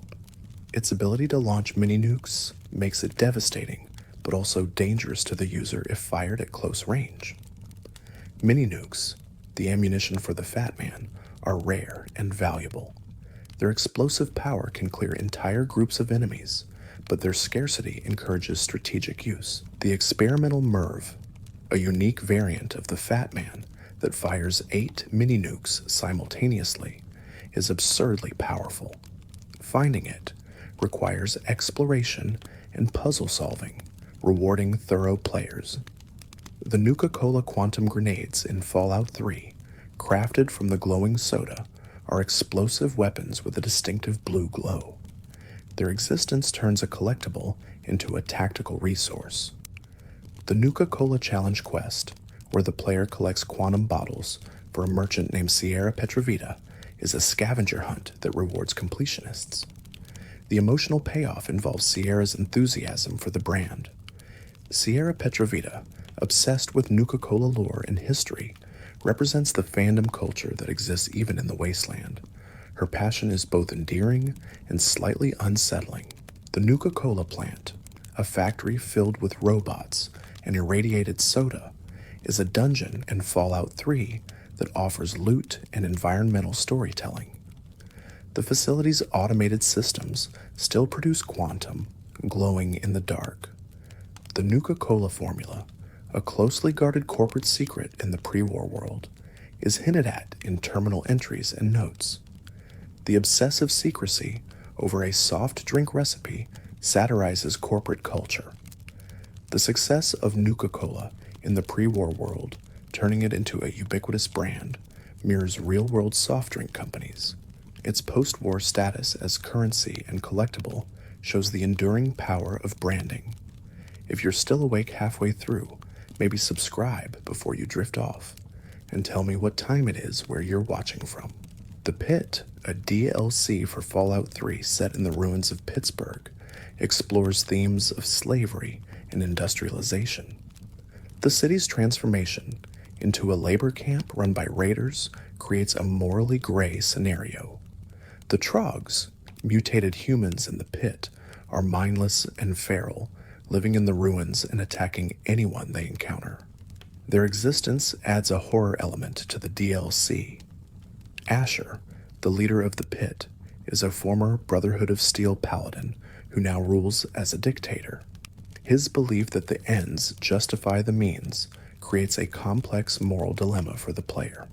Werner, a slave who recruits the player to infiltrate the Pit, claims to want to free the slaves, but has his own agenda. Trusting or betraying him determines the outcome of the DLC. The cure for the Trog mutation, locked in Asher's infant daughter's genetics, is the source of the conflict. Choosing whether to kidnap the baby or allow Asher to continue his experiments is one of the hardest choices in Fallout. The Pit's industrial setting, with its glowing steel mills and toxic rivers, creates a unique atmosphere. The environmental design conveys decay and exploitation, reinforcing the DLC's themes. The steel yard, an area filled with trogs and scrap metal, is a resource-rich but dangerous location. Collecting ingots there provides valuable rewards, but tests the player's combat and navigation skills. Operation Anchorage, another Fallout 3 DLC, is a military simulation depicting the liberation of Anchorage, Alaska, from Chinese occupation. The VR nature of the experience allows for intense combat without permanent consequences. The simulation's linear design and focus on action contrast with the open-world exploration of the main game. This shift in gameplay was divisive among fans, but offered a change of pace. The rewards from Operation Anchorage, including unique armor and weapons, are some of the best in Fallout 3. The Gauss rifle and Chinese stealth armor are particularly coveted. The Chinese stealth armor, which grants near invisibility, allows for stealthy approaches to missions. Its usefulness makes the DLC worthwhile for players who favor stealth builds. The historical simulation, based on pre-war propaganda, presents a sanitized and heroic version of the Anchorage campaign. The disconnect between this narrative and the reality of war adds ironic commentary. General Chase, the commanding officer in the simulation, represents the idealized military leader of pre-war America. His unwavering confidence and patriotic rhetoric fit the propagandistic tone. Broken Steel, a DLC that continues the story after the main quest of Fallout 3, allows players to explore the consequences of their choices. It raises the level cap and adds new enemies and equipment. The Enclave's continued presence after the main quest, with remnants fighting a guerrilla war, provides ongoing conflict. The Brotherhood of Steel's efforts to eliminate them offer new missions. Liberty Prime's destruction and subsequent reconstruction is a major plot point in Broken Steel. The giant robot's return to battle is a spectacle that appeals to players' love of over-the-top action. The Tesla cannon, a powerful energy weapon introduced in Broken Steel, fires arcs of electricity that can chain between enemies. Its effectiveness against power-armored foes makes it valuable. The Enclave's mobile base crawler, a massive vehicle that serves as their headquarters, is a challenging dungeon filled with elite soldiers. Infiltrating and destroying it is the climax of the DLC. Point Lookout, a Fallout 3 DLC set in a swampy and isolated area of Maryland, features a creepy and oppressive atmosphere. The locals, inbred and hostile, add to the horror tone. The tribals of Point Lookout, mutated and violent, are some of the toughest human enemies in Fallout 3. Their resilience and numbers make encounters with them challenging. Desmond Lockhart, a pre-war ghoul and spy, is one of the main characters in Point Lookout. His conflict with Professor Calvert, another ghoul, drives the DLC's plot. Professor Calvert, a brain in a jar controlling the tribals and the mansion, is a manipulative and sinister figure. His goals and methods make him an antagonist, though his charm complicates the player's feelings. The choice at the end of Point Lookout, whether to side with Desmond or Calvert, is morally ambiguous. Both characters are flawed and self-serving, making it difficult to determine the lesser evil. The haunted mansion, rumored to be cursed, features surreal visions and psychological horror. The house's dark history and Calvert's influence create a nightmarish experience. The Creve Beckney, a book that grants occult powers, is a quest item in Point Lookout. Its existence and effects blur the line between science fiction and supernatural horror. Mothership Zeta, a DLC set on an alien spaceship, is the most outlandish entry in Fallout 3. The shift to science fiction and the focus on combat divide fans, but it offers unique experiences. The aliens who abduct humans for experiments are portrayed as cruel and inscrutable. Their technology and ship design draw on classic UFO and sci-fi tropes. Soma, a wastelander abducted by the aliens, is a companion during the DLC. Her pragmatic attitude and combat skills make her helpful in navigating the ship. Sally, a pre-war child abducted centuries ago and kept in stasis, represents the aliens' disregard for time and humanity. Her perspective on the world and her role in the DLC add emotional depth. The spacewalk sequence in Mothership Zeta, where the player ventures outside the ship to destroy enemy vessels, is visually stunning. The zero-gravity combat and vast star field create memorable moments. The alien weapons, particularly the alien blaster and disintegrator, are powerful and futuristic. Their unique sound effects and visuals make them satisfying to use. The Death Ray, a weapon on the ship that can be fired at Earth, is used to destroy an enemy alien vessel. The ability to wield such destructive power, even in a limited context, is a power fantasy moment. The pre-war captives, awakened from cryogenic sleep, include a cowboy, a samurai, and a soldier from different time periods. Their interactions and confusion about the modern wasteland add humor and pathos. The end of Mothership Zeta, where the player assumes control of the alien ship, is left open-ended.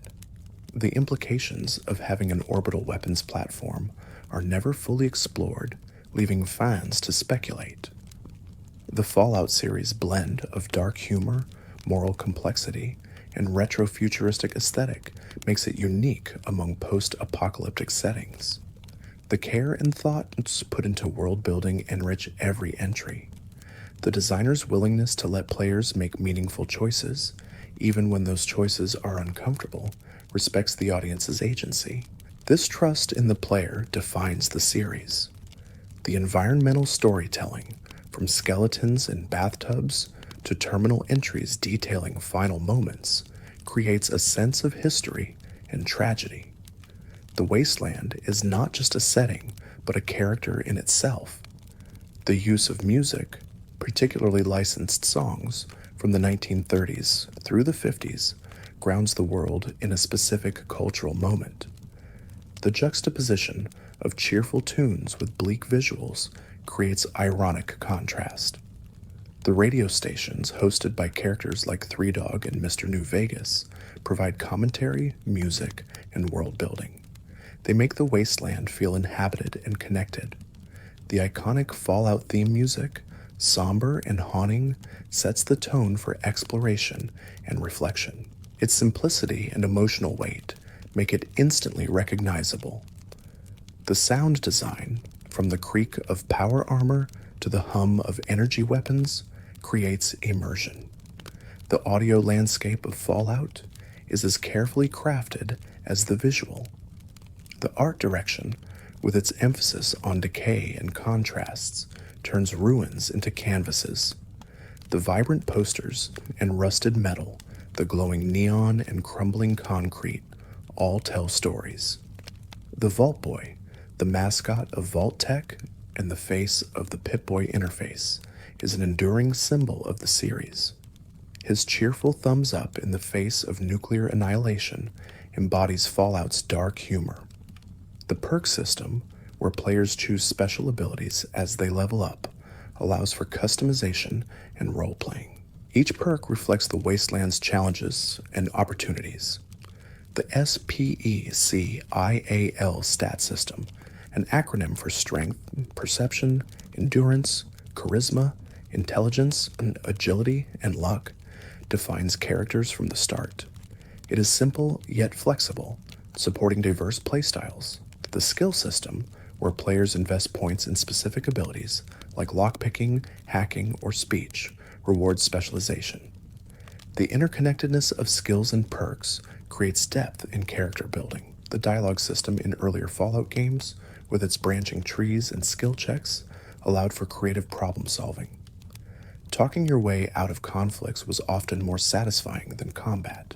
The reputation system in New Vegas, which tracks how factions and settlements view the player, adds consequences to actions. Wearing faction armor or committing crimes affects how NPCs react. The disguise mechanic in New Vegas, where wearing faction armor allows infiltration, is a clever tool for stealth and deception. It adds tactical options beyond direct combat. The crafting system, introduced in New Vegas and expanded in later games, turns junk into useful items. Scavenging becomes purposeful, rewarding exploration and creativity. The weapon modding system, particularly in New Vegas, allows customization of firearms and energy weapons. Adding scopes, suppressors, or extended magazines tailors weapons to playstyles. The workbench and reloading bench, locations where crafting and modding occur, are essential stops for resourceful players. They turn preparation into part of the gameplay loop. The ammo crafting in New Vegas lets players create specialized rounds, from armor piercing to hollow point. This depth adds strategy to resource management and combat. The hardcore mode in New Vegas, which adds survival mechanics like hunger, thirst, and weighted ammunition, increases difficulty and immersion. It is optional, but transforms the experience. The sleep and rest mechanics, where players must manage fatigue, add realism. Finding safe places to sleep becomes a concern, especially in hostile territory. The companion mechanics, where allies can be equipped, commanded, and lost permanently in hardcore mode, raise the stakes. Caring for companions becomes more than a convenience. The companion wheel in New Vegas, a radial menu for giving commands, makes managing allies intuitive. It improves the flow of combat and exploration. The affinity system in Fallout 4, where companions have likes and dislikes based on player actions, adds personality. Building relationships requires attention to their values. The romance options in Fallout 4, limited but present, allow for emotional connections.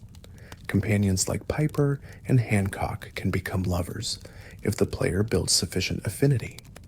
The settlement system in Fallout 4, as mentioned earlier, is expansive and divisive. It allows players to build, manage, and defend communities, adding a layer of strategy. The resource scavenging that fuels settlement building turns every location into a potential source of materials.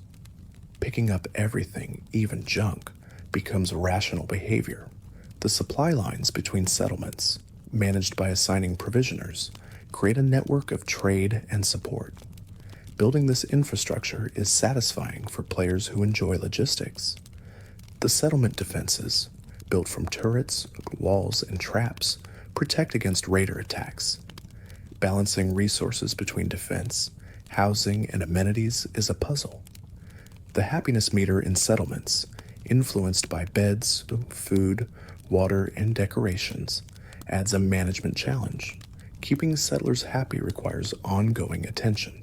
The various settlement building mods created by the community, expanding the system far beyond the base game, show the feature's potential. Mods add new structures, decorations, and mechanics. The modding community for Fallout across all games has extended the life and variety of the series. Fan-created content ranges from simple tweaks to total conversions. The Tale of Two Wastelands mod, which merges Fallout 3 and New Vegas into a single game, is a technical achievement. It allows players to travel between the capital wasteland and the Mojave. The Fallout 4 New Vegas mod, an ambitious project to recreate New Vegas in Fallout 4's engine, demonstrates the dedication of fans. The work is ongoing and highly anticipated. The quest mods for Fallout, which add new stories and locations, rival official DLC in quality. Mods like The Frontier and Cascadia expand the world in creative ways. The lore respect shown by many modders who build on established canon while adding their own ideas enriches the community. The collaborative nature of modding fosters creativity. The bugs and glitches in Fallout games, infamous among players, range from hilarious to game-breaking. The community's tolerance and humor about these issues reflect affection for the series. The unofficial patches created by modders, which fix hundreds of bugs overlooked by developers, are essential for many players. These patches are labors of love and technical skill. The speedrunning community for Fallout games, which exploits glitches and optimizes routes, has created a subculture of competition and creativity. Watching speedruns reveals new facets of familiar games. The longevity of Fallout, with games remaining popular years after release, speaks to the depth and replayability of the series. Each playthrough can feel different based on choices and builds. The cultural impact of Fallout, influencing other games, media, and even fashion, shows its reach beyond gaming. The aesthetic and themes resonate with audiences worldwide. The merchandise, from Pip-Boy replicas to board games, extends the brand into physical space. Fans can engage with Fallout in multiple ways, deepening their connection. The upcoming Fallout projects, including new games and adaptations, keep the community engaged. Speculation and anticipation are part of the fan experience. The television adaptation of Fallout, developed with care for the source material, brings the wasteland to a broader audience. Its success could introduce new fans to the games. The legacy of Fallout, built over decades, is one of innovation, storytelling, and player agency. The series has evolved while maintaining its core identity. The quiet moments in Fallout, walking through ruins at sunset, or listening to the radio in a safe house, are as memorable as the action. The games allow space for reflection. The wasteland, for all its dangers and despair, is also a place of resilience and hope. The settlements, factions, and individuals striving to rebuild show that life persists. The choices players make, from the mundane to the monumental, define their experience. Fallout respects the player's role as author of their own story. The journey through the wasteland, whether in the capital, the Mojave, the Commonwealth, or beyond, is one of discovery and consequence. Every path leads somewhere, and every choice matters. The flickering lights of distant settlements, the crackle of a radio broadcast, and the hum of a Pip-Boy screen remind us that even in the darkest times, people endure. The stories we tell ourselves about the past, the choices we make in the present, and the futures we imagine shape who we are, both in the game and beyond. The wasteland is a mirror, reflecting our values, our fears, and our hopes. It asks us what kind of world we want to build and what we are willing to sacrifice to build it. The bombs fell long ago in this fiction, but the questions they raised remain relevant. How do we rebuild? Who do we trust? What do we preserve? What do we leave behind? The answers are never simple, and Fallout does not pretend they are. It offers scenarios, consequences, and the freedom to choose, trusting the player to grapple with complexity. The appeal of post-apocalyptic fiction, and Fallout in particular, lies in this tension between destruction and creation, despair and hope, the end and the beginning. The wasteland is not just a setting, but a canvas for exploring the human condition. It strips away the comforts and distractions of modern life, revealing what remains. The companionship found in the wasteland, whether with dog meat, a synth, a ghoul, or a fellow traveler, reminds us that connection persists even when institutions fail. The small acts of kindness, from sharing supplies to protecting a settlement, accumulate into something larger.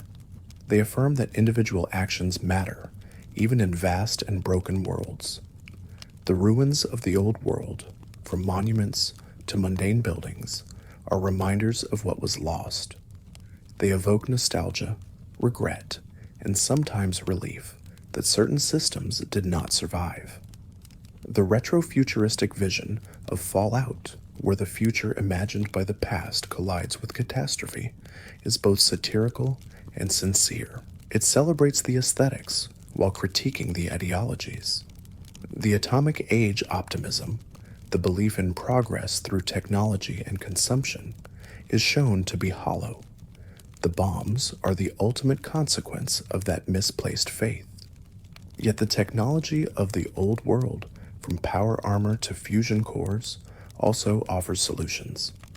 The wasteland scavengers repurpose and reimagine, finding new uses for old tools. The cycle of destruction and rebuilding, central to Fallout's narrative, suggests that history is not linear but recursive. Societies rise, fall, and rise again, each time differently. The vaults, those experiments in social engineering, failed because they treated people as variables rather than individuals. The lesson is that humanity cannot be controlled, only guided. The factions vying for power in the wasteland, from democracies to dictatorships, each believe they have the answer. Fallout suggests that no single ideology can solve all problems. The wasteland rewards adaptability, pragmatism, and a willingness to question assumptions. The survivors are those who learn, who change, who refuse to be defined by the past alone. The sunset over the desert, the glow of a campfire in the dark, the quiet before a storm, these moments of beauty exist alongside the horror. They remind us why survival matters. The music, drifting from a radio or a jukebox, carries the voices of a lost world. The songs are artifacts, preserving emotions and memories that refuse to fade. The Pip-Boy, ever present on the player's wrist, is more than an interface. It is a connection to information, to the mechanics of survival, and to the narrative of one's own journey. The maps, filled with icons and undiscovered locations, are invitations. They promise adventure, danger, and the unknown, urging the player to keep exploring. The save system, allowing players to preserve progress and experiment with choices, is a kind of narrative time travel. It acknowledges that the wasteland is unforgiving and mistakes are part of learning. The achievements and trophies, tracking milestones and challenges, provide external validation. They encourage completionism and experimentation, extending the playtime and engagement. The community, discussing strategies, sharing stories, and debating lore, extends the experience beyond the individual. Fallout is a shared cultural space, enriched by collective participation. The fan art, fiction, and videos created by the community show the emotional resonance of the series.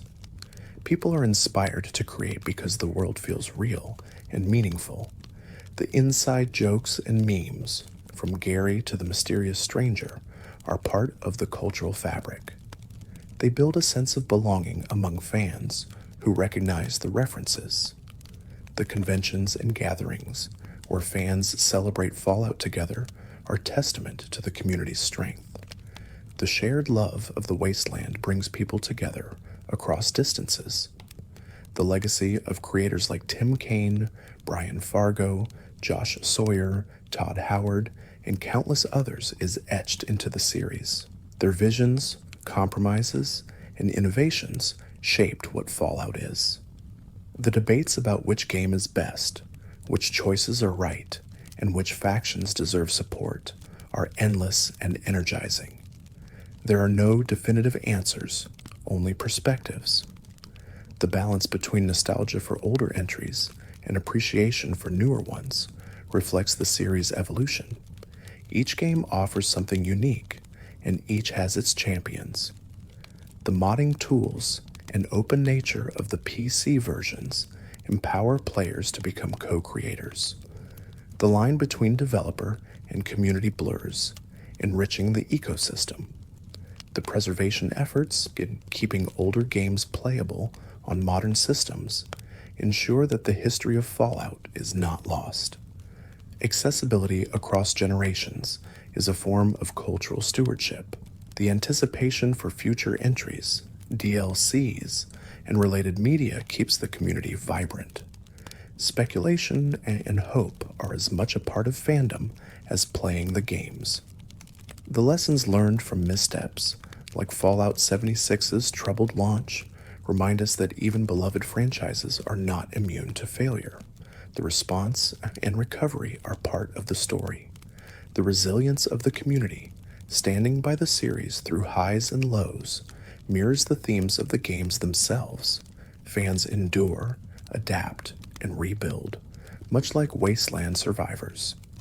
The quiet pride in discovering a hidden location or solving a cryptic quest without guides is a personal triumph. The wasteland rewards curiosity and persistence. The stories we tell about our playthroughs, the characters we create, and the choices we make become part of our relationship with the series. Each journey is personal. The wasteland, in all its iterations, is a place we return to again and again. It is familiar yet always offers something new, a home for those who find beauty in ruins. The water purification systems scattered throughout Fallout represent attempts to reclaim one of life's most basic necessities. From the purifier in Fallout 3 to the wells of settlements, clean water is power and survival made tangible. Communities form around these sources, and controlling them means controlling life itself. The Project Purity storyline in Fallout 3 revolves entirely around this concept, making access to radiation-free water the ultimate humanitarian goal.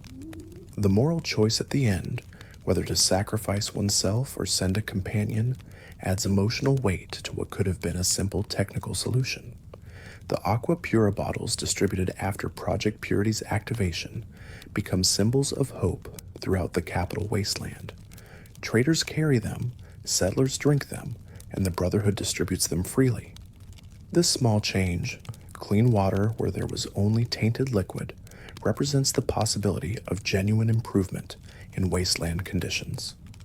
The contrast between hoarding technology and sharing water highlights different philosophies of survival and community. The rivers and lakes of the wasteland, many still irradiated, are beautiful and deadly. The Potomac River in Fallout 3 glows faintly green, a visual reminder of contamination that persists centuries after the bombs. Swimming in these waters without protection is dangerous, yet creatures have adapted to thrive there. Mirelurks, mutated crustaceans, nest along shorelines and in metro tunnels, creating new ecosystems from old pollution. Mirelurks themselves come in several varieties, from the standard type to the fearsome Mirelurk kings. These creatures represent evolution in real time, species adapting to radiation and new environments. Their tough shells make them difficult to kill, especially for low-level players, teaching lessons about targeting weak points and using appropriate weapons. The Mirelurk kings, humanoid in shape but clearly inhuman, can emit sonic attacks that disorient players. Their presence in certain areas forces tactical thinking, as rushing in blindly often leads to death. The design of these creatures, somewhere between crab and reptile, exemplifies Fallout's creative approach to mutation. The metro tunnels beneath Washington, D.C. in Fallout 3 are some of the most claustrophobic and tense environments in the series. Navigation is confusing, enemies lurk in darkness, and the threat of getting lost is real. These tunnels serve as connectors between surface areas, but also as dungeons in their own right, filled with loot and danger. The environmental storytelling within them paints pictures of panic and desperation from the day the bombs fell. The skeletons, huddled in metro cars, frozen in their final moments, suggest crowds trying to escape or seek shelter. Some clutch briefcases or children, small details that humanize the long dead. These environmental narratives, told without words, are some of Fallout's most effective emotional beats. The metro signs and maps, still partially intact, help with navigation, but also remind players of the normalcy that existed before. The juxtaposition of everyday infrastructure with post-apocalyptic decay creates cognitive dissonance that enhances immersion. These were places people commuted through daily, now transformed into monster-filled labyrinths. The Enclave's vertibirds, advanced helicopters that patrol the capital wasteland after their arrival, represent air superiority that no other faction possesses. The sound of their rotors approaching creates tension, signaling potential combat or simply the oppressive presence of a powerful enemy. Shooting them down requires heavy weapons, but yields valuable equipment and a sense of accomplishment. The Enclave's ideology, believing themselves to be the true continuation of the United States government, justifies their genocidal plans through twisted patriotism. They view wastelanders as genetically impure, less than human, and plan to exterminate them to create a clean slate. This fascistic worldview makes them clear antagonists, yet their advanced technology and organization make them formidable. The modified FEV virus the Enclave plans to release in Fallout 3 would kill anyone exposed to significant radiation, essentially wiping out the wasteland's population. The player's mission to stop this plan becomes urgent once its scope is understood. The moral clarity of preventing genocide contrasts with the moral ambiguity of many other quests. President Eden, the leader of the Enclave, is revealed to be an artificial intelligence, a Zax computer that achieved sentience and believes itself to be the rightful leader of America. His smooth voice and reasonable tone mask the horror of his proposal, showing how charm can disguise evil. The choice to destroy or activate Eden's virus tests the player's values. Colonel Autumn, the human leader of the Enclave's military forces, disagrees with Eden's plan but is no less ruthless. His goal is to control Project Purity and use it to establish Enclave dominance through monopoly on clean water. The conflict between Autumn and Eden adds complexity to the Enclave's internal politics. The final assault on the Jefferson Memorial, where Project Purity is located, is the climax of Fallout 3's main story. Liberty Prime, the giant robot, leads the Brotherhood's attack, smashing through Enclave defenses with overwhelming force. The spectacle of the assault, combined with the emotional stakes of completing the Purifier, creates a memorable finale. Liberty Prime's one-liners, delivered in a booming mechanical voice, are both hilarious and triumphant. Quotes like, "Democracy is non-negotiable," and "better dead than red," are over-the-top satire of Cold War propaganda, yet they fit the moment perfectly. The robot's eventual destruction in broken steel is shocking precisely because it seemed invincible. The sacrifice at the Purifier's activation chamber, whether made by the player, a companion, or refusing to sacrifice anyone, determines the ending's tone. The game originally forced this choice, even if radiation-immune companions were available, a design decision criticized and later addressed in Broken Steel. The willingness to change this reflected responsiveness to player feedback. The ending slides in Fallout 3, narrated by Ron Perlman, summarize the consequences of major choices. The iconic line, "War never changes," bookends the narrative, connecting the beginning to the end. Those slides provide closure and reflection, showing how individual actions rippled across the wasteland. The karma system in Fallout 3, tracking good and evil deeds, influences how NPCs react and which companions will join. While simplified compared to New Vegas's reputation system, it provides clear moral feedback. Players can be paragons, villains, or something in between, each path offering different experiences. Stealing, killing innocents, and cannibalism lower karma, while helping settlements, donating to beggars, and completing heroic quests raise it. The system encourages role-playing by mechanically supporting different moral alignments. However, its binary nature sometimes oversimplifies complex situations. The cannibal perk, which allows players to eat human corpses for health, is disturbing and practical. Taking it opens unique dialogue options and quests, but also reflects a dark choice about survival. The game does not punish this choice mechanically in most cases, leaving moral judgment to the player.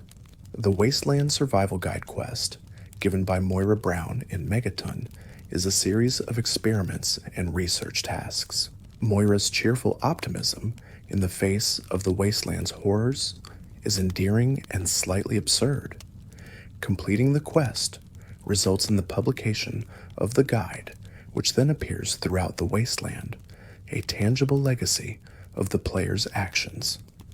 Moira Brown's transformation into a ghoul if Megaton is destroyed shows her resilience. She relocates to Underworld and continues her work, undeterred by catastrophe. Her survival and continued optimism in the face of horrific loss make her one of the more inspiring characters. The choice to destroy Megaton by detonating the nuclear bomb at its center is one of the most infamous in Fallout 3. Tenpenny offers the player payment for this act of mass murder, appealing to greed or curiosity. Watching the mushroom cloud from Tenpenny Tower is visually spectacular and morally repugnant, a perfect encapsulation of player freedom and consequence. The karma loss for destroying Megaton is massive, but the game allows it nonetheless. The town and all its inhabitants are wiped out instantly, removing quests, merchants, and potential allies. This permanent consequence makes the choice meaningful, as there is no going back. The Megaton House, a reward for disarming the bomb instead, becomes a player base with storage, a workbench, and eventually a butler robot.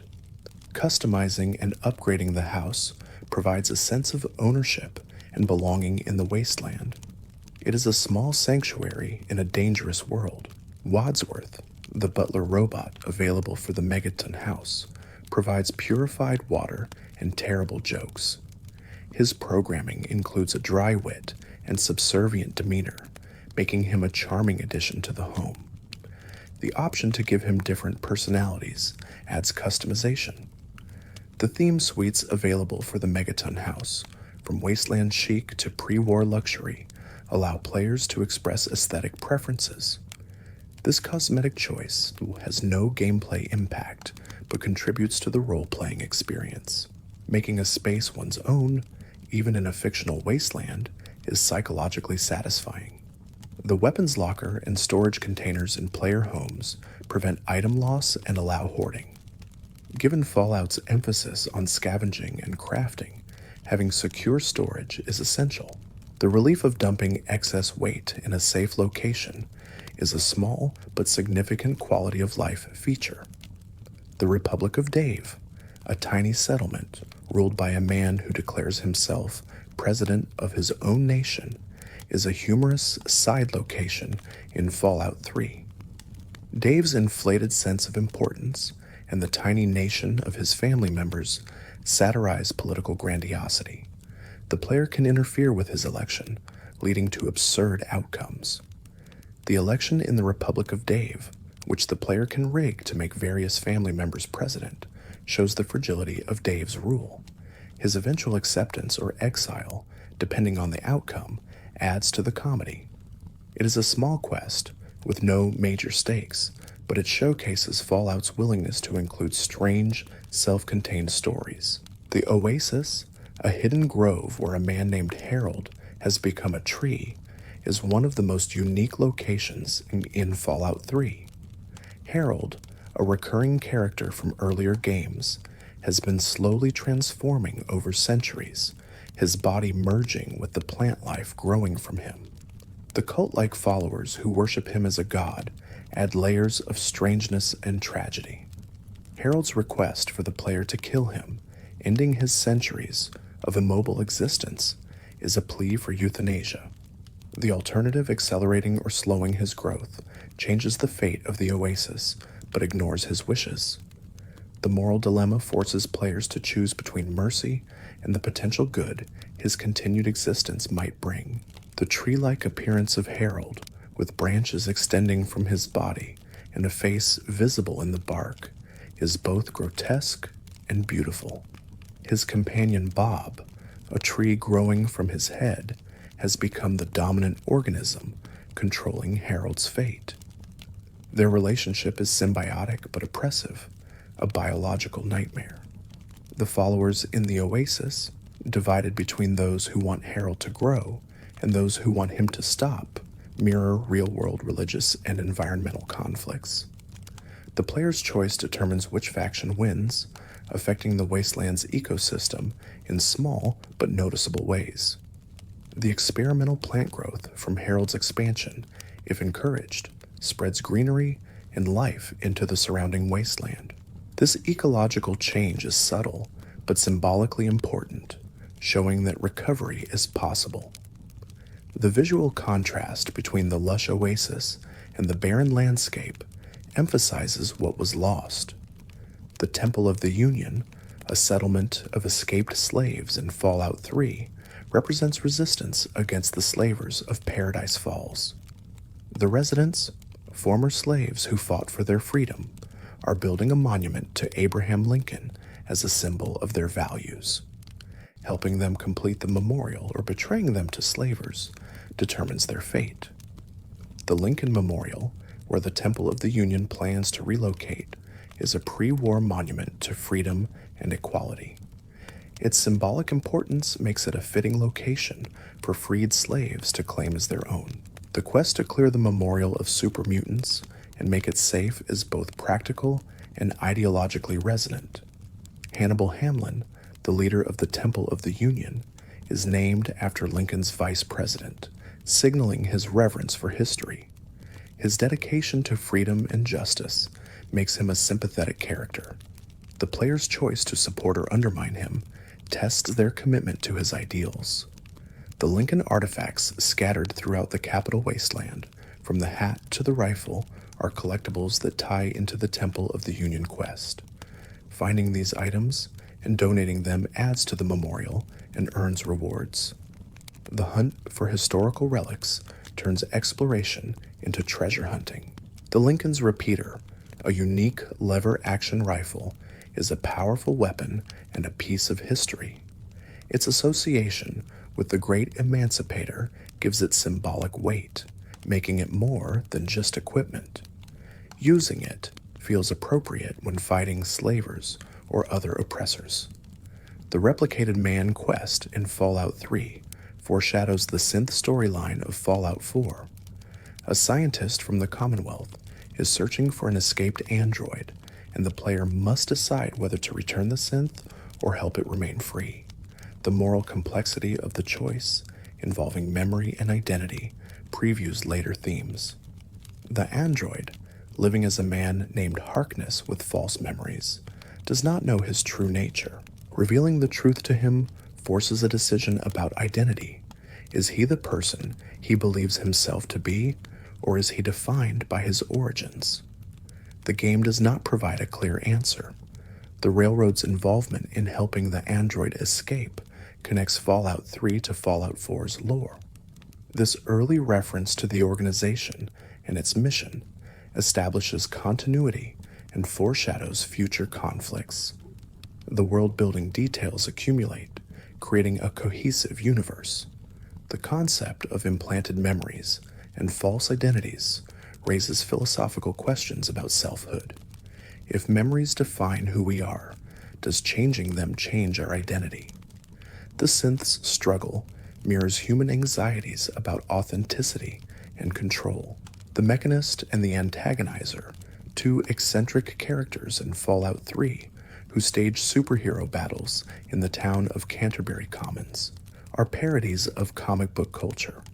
Their conflict is ridiculous and destructive, forcing the town's residents to suffer for their delusions. The player can resolve the situation through combat, diplomacy, or persuasion.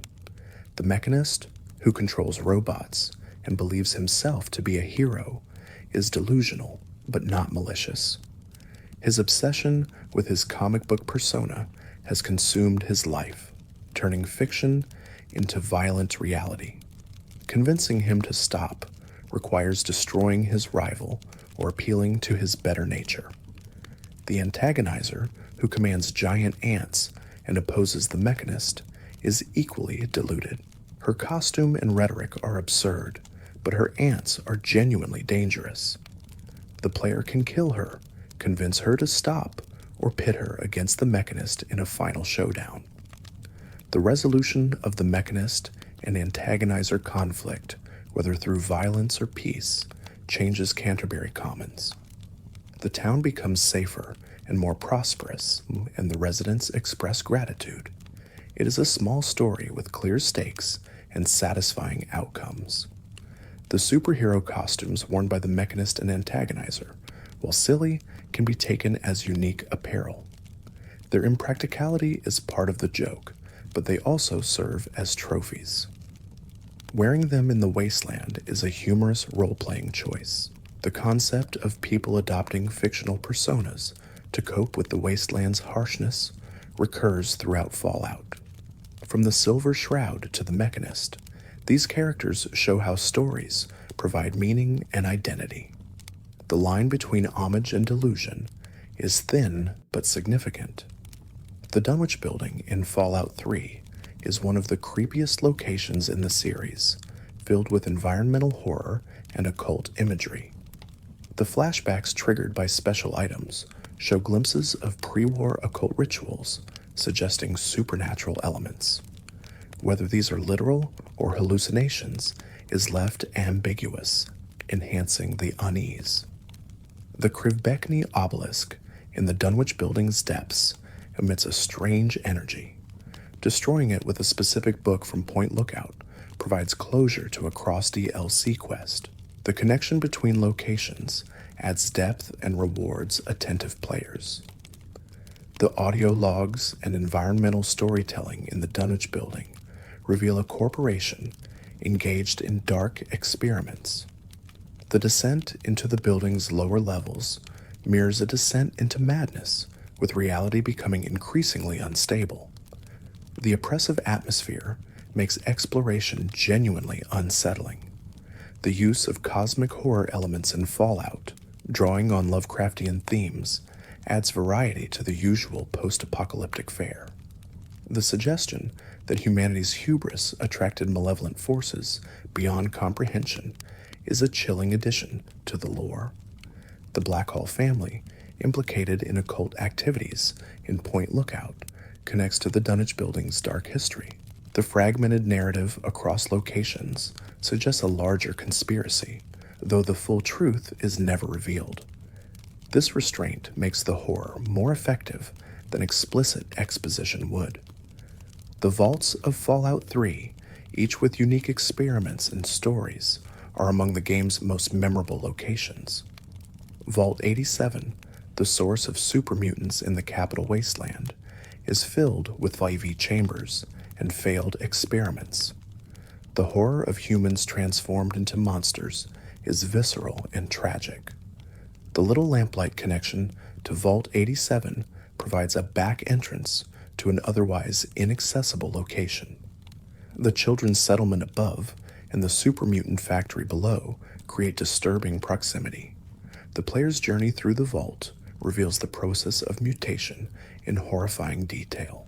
Fox, a friendly super mutant encountered in Vault 87, is an anomaly, a mutant who retained intelligence and morality. His imprisonment by his own kind and eventual rescue by the player make him a sympathetic companion. His philosophical nature and combat prowess make him a favorite among fans. Fawkes's name, referencing Guy Fawkes, and his desire to break free from tyranny add layers to his character. He represents the possibility of redemption and the idea that intelligence and compassion are not exclusive to humans. His presence challenges prejudices about super mutants. The Gatling laser Fawkes wields, a heavy weapon that fires laser beams at a high rate, is devastating in combat. Watching him mow down enemies is satisfying and makes him one of the most powerful companions. His loyalty and good karma make him ideal for heroic playthroughs. Vault 106 in Fallout 3 is filled with hallucinogenic gas that causes disturbing visions. The player experiences visual distortions and phantom enemies, creating a disorienting and tense environment. The experiment's goal was to study the effects of psychoactive drugs on isolated populations with predictably disastrous results. The environmental design of Vault 106, with its flickering lights and painted walls, conveys the madness of the inhabitants. The lack of living NPCs means the story is told entirely through the environment and terminal entries. The silence and emptiness amplify the horror. The unique weapon found in Vault 106, the Vault 106 jumpsuit, and some minor loot, is less impressive than the experience itself. The vault serves primarily as atmospheric storytelling, showing the variety of experiments of vault tech conducted. Vault 108, where the cloning experiment produced dozens of identical men named Gary, is both unsettling and darkly humorous. The Garys, driven mad by their existence, attack on sight while chanting their own name. The repetition and lack of diversity among them create an eerie monotony. The Gary meme that emerged from Vault 108 became one of Fallout's most enduring jokes. The absurdity of the situation and the sound design of the Garys' voices turned horror into comedy. Fans quote and reference it endlessly, cementing its place in Fallout culture. The cloning technology in Vault 108, though resulting in failure, demonstrates the potential and danger of such science. The ethical questions about creating life for experimentation and the suffering of the Garys add weight to the comedic premise. Vault 92, filled with insane survivors turned into feral enemies, was an experiment in subliminal suggestion through music. The vault's goal was to create sleeper agents, but the conditioning drove the subjects violently insane. The music practice rooms and terminal entries reveal the slow descent into madness. The unique weapon in Vault 92, the Soil Stradivarius violin, is a tribute to classical music and the vault's theme. While not useful in combat, it is a collectible that adds to the vault's narrative. The presence of musical instruments among the carnage is poignant. The recording studios and practice rooms in Vault 92 create a haunting atmosphere. The idea of musicians being driven mad by their art, twisted into weapons, is tragically ironic. The environmental storytelling makes the vault memorable despite its relative simplicity.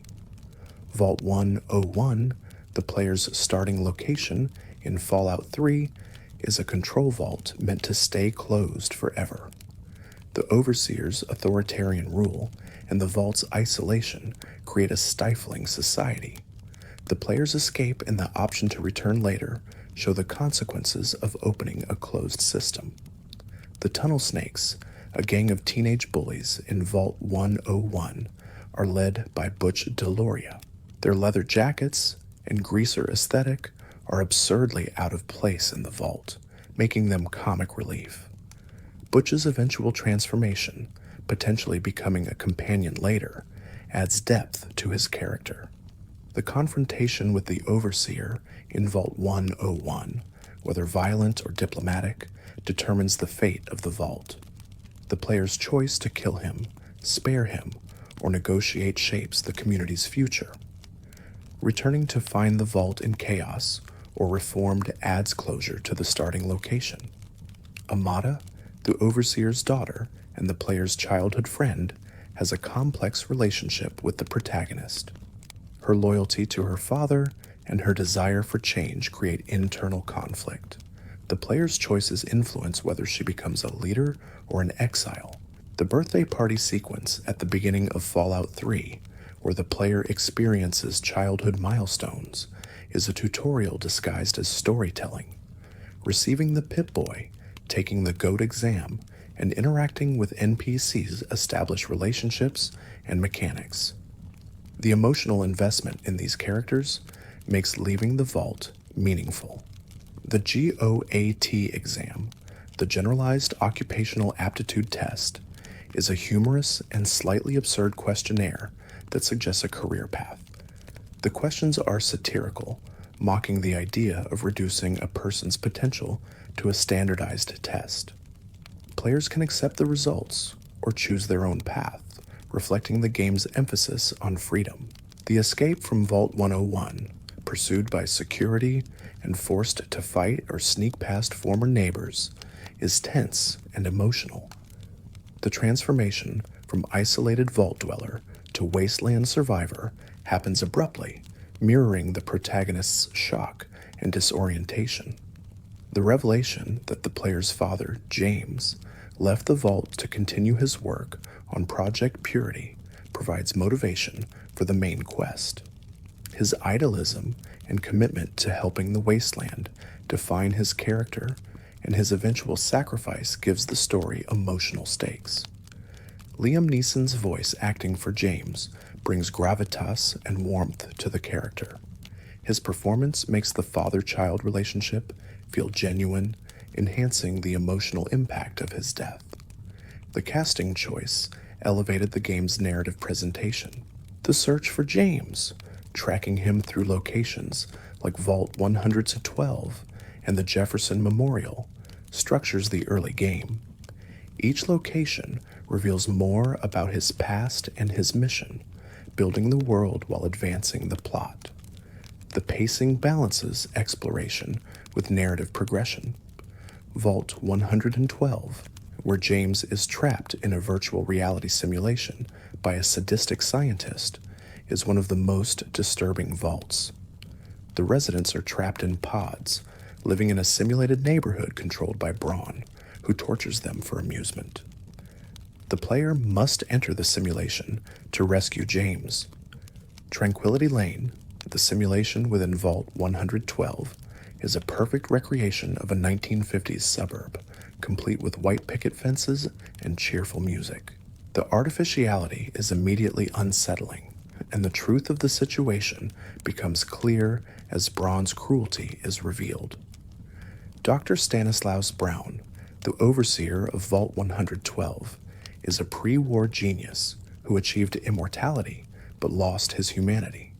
His only pleasure comes from tormenting the trapped residents, forcing them to live out nightmarish scenarios. He is one of Fallout's most purely evil characters, enjoying suffering for its own sake. The moral choice in Tranquility Lane whether to kill the residents, to free them, or leave them trapped is grim. Braun refuses to release them willingly, so the player must decide if death is preferable to eternal torture. The lack of a clean solution makes the quest morally heavy. The fail-safe option in Tranquility Lane, discovered through exploration and puzzle solving, allows the player to shut down the simulation and kill Braun. This hidden solution rewards curiosity and provides a more satisfying resolution than the obvious choices. The Chinese army simulation within Tranquility Lane, an optional violent minigame, is Braun's way of entertaining himself through proxy violence. Participating in it shows the depths of his depravity and the futility of his existence. Even godlike power cannot fill the void of his isolation. The fate of the residents after the simulation ends is left ambiguous. Whether they experience peace in death or simply cease to exist is unclear. The player's role as executioner and liberator is uncomfortable, blurring moral lines. The sci-fi elements of Fallout, from virtual reality to teleportation to genetic engineering, ground the series in speculative fiction rather than pure post-apocalyptic survival. These technologies, remnants of the old world, drive many plot points and create unique gameplay scenarios. The teleportation technology used by the Institute in Fallout 4 represents a pinnacle of pre-war and post-war science. The ability to materialize anywhere instantaneously gives the Institute a strategic advantage and reinforces their mystique. The molecular relay system, requiring signal interception to access, becomes a major plot point. The molecular level, a facility hidden underground where the Institute performs its most sensitive work, is a high-tech environment in stark contrast to the wasteland above. The clean, sterile corridors and advanced equipment show what civilization might have become without the apocalypse.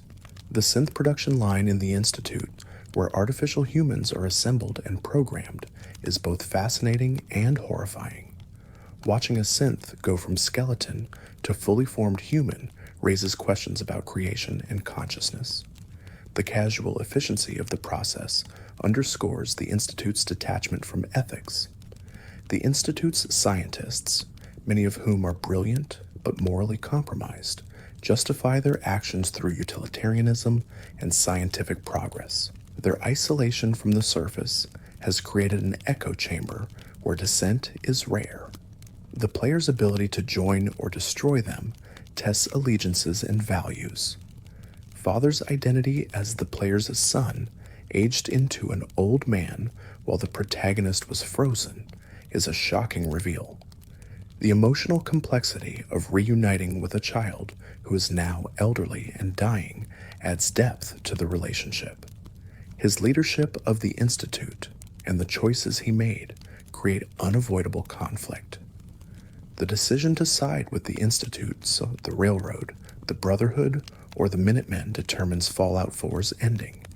Each faction has compelling arguments and significant flaws, forcing players to weigh competing values. The lack of a perfect choice makes the decision meaningful. The destruction of the Institute, a possible ending, wipes out centuries of scientific advancement, but also ends their unethical practices. The mushroom cloud visible from across the Commonwealth symbolizes the finality of the choice. Whether this destruction is justified depends on one's view of the Institute's crimes and potential. The evacuation warning before the Institute's destruction allows innocent scientists and synths to escape. This mercy complicates the act of destruction, adding nuance to what could have been simple revenge. The game acknowledges that not everyone in an institution is equally culpable. The synth settlers that can appear in Fallout 4's settlements after the Institute's fall represent refugees seeking new lives. Their presence tests the Commonwealth's tolerance and the player's commitment to their ideals. Accepting them is an act of faith in the possibility of coexistence. The coursers, elite synth hunters, employed by the Institute, are some of the toughest human enemies in Fallout 4. Their combat prowess, stealth capabilities, and relentless pursuit make them feared throughout the Commonwealth. Encountering one in the field is a significant challenge. Zatu-47, the courser the player must track and defeat to access the Institute, demonstrates the threat these units pose. The hunt for this synth and the eventual confrontation test combat skills and preparation. The courser chip recovered from its body becomes the key to entering the Institute. The relay grenades used by coursers allow them to teleport short distances in combat, making them difficult to pin down. This tactical advantage forces players to adapt their strategies and stay mobile. The grenades also become available to the player, adding a new tool to their arsenal. The synth infiltrators, Gen 3 synths replaced human settlers and leaders to serve the Institute's interests, create paranoia in the Commonwealth. The fear that anyone could be a synth undermines trust and sows division. The player can identify and confront these infiltrators, though the moral implications are complex. The Covenant settlement, which uses a test to identify synths, represents the extremes of anti-synth paranoia. The seemingly friendly community hides a dark secret. They torture suspected synths in a hidden facility. The player's discovery of this truth forces a choice between exposing them or supporting their methods. The safe test administered in Covenant is pseudoscientific and unreliable, often identifying humans as synths and vice versa. The test's failure rate and the community's reliance on it satirize real-world attempts to categorize and exclude people based on flawed criteria. The quest Human Error, centered on Covenant, is morally ambiguous. The player must decide whether the ends justify the means and whether suspected synths deserve protection, even if some might be dangerous. The lack of a clearly right answer makes the quest memorable. The synth refuge of Acadia in Far Harbor, previously mentioned, contrasts with the Institute's control. Dima's vision of a safe haven for synths, humans, and ghouls alike represents an idealistic alternative. The compromises required to maintain that haven test the purity of his vision. The memory puzzles in Far Harbor, where the player enters Dima's memories to recover lost data, are a unique gameplay mechanic. The abstract puzzle solving within a synth's digital consciousness is a creative departure from typical Fallout gameplay. The rewards for completing these puzzles reveal crucial plot information. The revelation that Dima replaced the leader of Far Harbor with a synth to maintain peace is a utilitarian betrayal. The player can expose this act, triggering war, or keep the secret, preserving fragile peace. The choice asks whether lying and murder are acceptable if they prevent greater violence. The option to replace the High Confessor of the Children of Adam with a synth gives the player godlike control over Far Harbor's fate. Manipulating all three factions through synth replacements is efficient but morally monstrous. The game allows this path but does not endorse it, trusting players to grapple with the implications. The fog condensers in Far Harbor, machines that keep the radioactive fog at bay, are vital to settlement survival. Repairing and defending these machines is a recurring task, showing the precarious nature of life on the island. The fog's constant threat creates tension and urgency. The red fog itself, thick and deadly, limits visibility and irradiates those who wander within it. The atmosphere it creates is oppressive and alien, making Far Harbor feel distinct from the Commonwealth. The fog is as much an antagonist as any faction or creature. The gulpers, mutated salamanders that lurk in the fog, are terrifying enemies that swallow prey whole. Their ambush tactics and resilience make them dangerous, especially in groups. The design of these creatures emphasizes Far Harbor's aquatic and amphibious theme. The anglers, another mutated creature in Far Harbor, use bioluminescent lures to attract prey. Their appearance, resembling deep-sea fish, is grotesque and memorable. Encounters with them in the fog are tense, as their lures are often the only warning before an attack. The island's trappers, humans who have adapted to life in the fog, are hostile and territorial. Their makeshift armor and weapons show resourcefulness and desperation. They represent yet another faction, though a minor one, adding to the complexity of Far Harbor's social landscape. The Vim Pop Factory, a location in Far Harbor dedicated to a regional soft drink, is a dungeon filled with robo-brains and hostile bots. The factory's automated defenses and the lore surrounding Vim add flavor to the setting. The quest to clear it and recover the recipe is lighthearted compared to the DLC's main story. Vim, the Far Harbor equivalent of Nuka-Cola, comes in several flavors and variants. Collecting and drinking them provides buffs and adds to the completionist experience. The rivalry between Vim and Nuka-Cola, hinted at in marketing materials, satirizes corporate competition. The quest to create new Vim flavors by mixing ingredients is a playful diversion. The resulting drinks have unique effects and add to the crafting system. This side content enriches the world without demanding attention. The Nucleus submarine base, home to the Children of Atom in Far Harbor, is a claustrophobic and eerie location. The cultists' reverence for the nuclear warheads stored within creates tension, as their faith could lead to disaster. The player's interactions with them determine whether they launch the missiles or stand down. The potential to convince the Children of Atom to detonate their warheads, destroying the nucleus and themselves, is a dark option. The game allows this outcome but frames it as tragic, showing the consequences of fanaticism. The choice reflects the player's view of the cult and the value of their lives. The peaceful resolution with the Children of Atom, where the player helps them achieve their spiritual goals without mass death, is more challenging but rewarding. Finding common ground with extremists tests diplomatic skills and moral flexibility. The outcome proves that even fanatics can be reasoned with under the right circumstances. The Marine combat armor, found in Far Harbor through a series of quests, is some of the best armor in Fallout 4. The quest to recover it from various locations across the island rewards exploration and combat prowess. The visual design, bulky and military, fits the DLC's harsh environment. The Vim Power Armor Paint Job, a cosmetic reward for completing the Vim. Factory Quest adds personality to equipment. These small customization options allow players to express themselves through their gear. The variety of paint jobs across the game encourages collection and experimentation.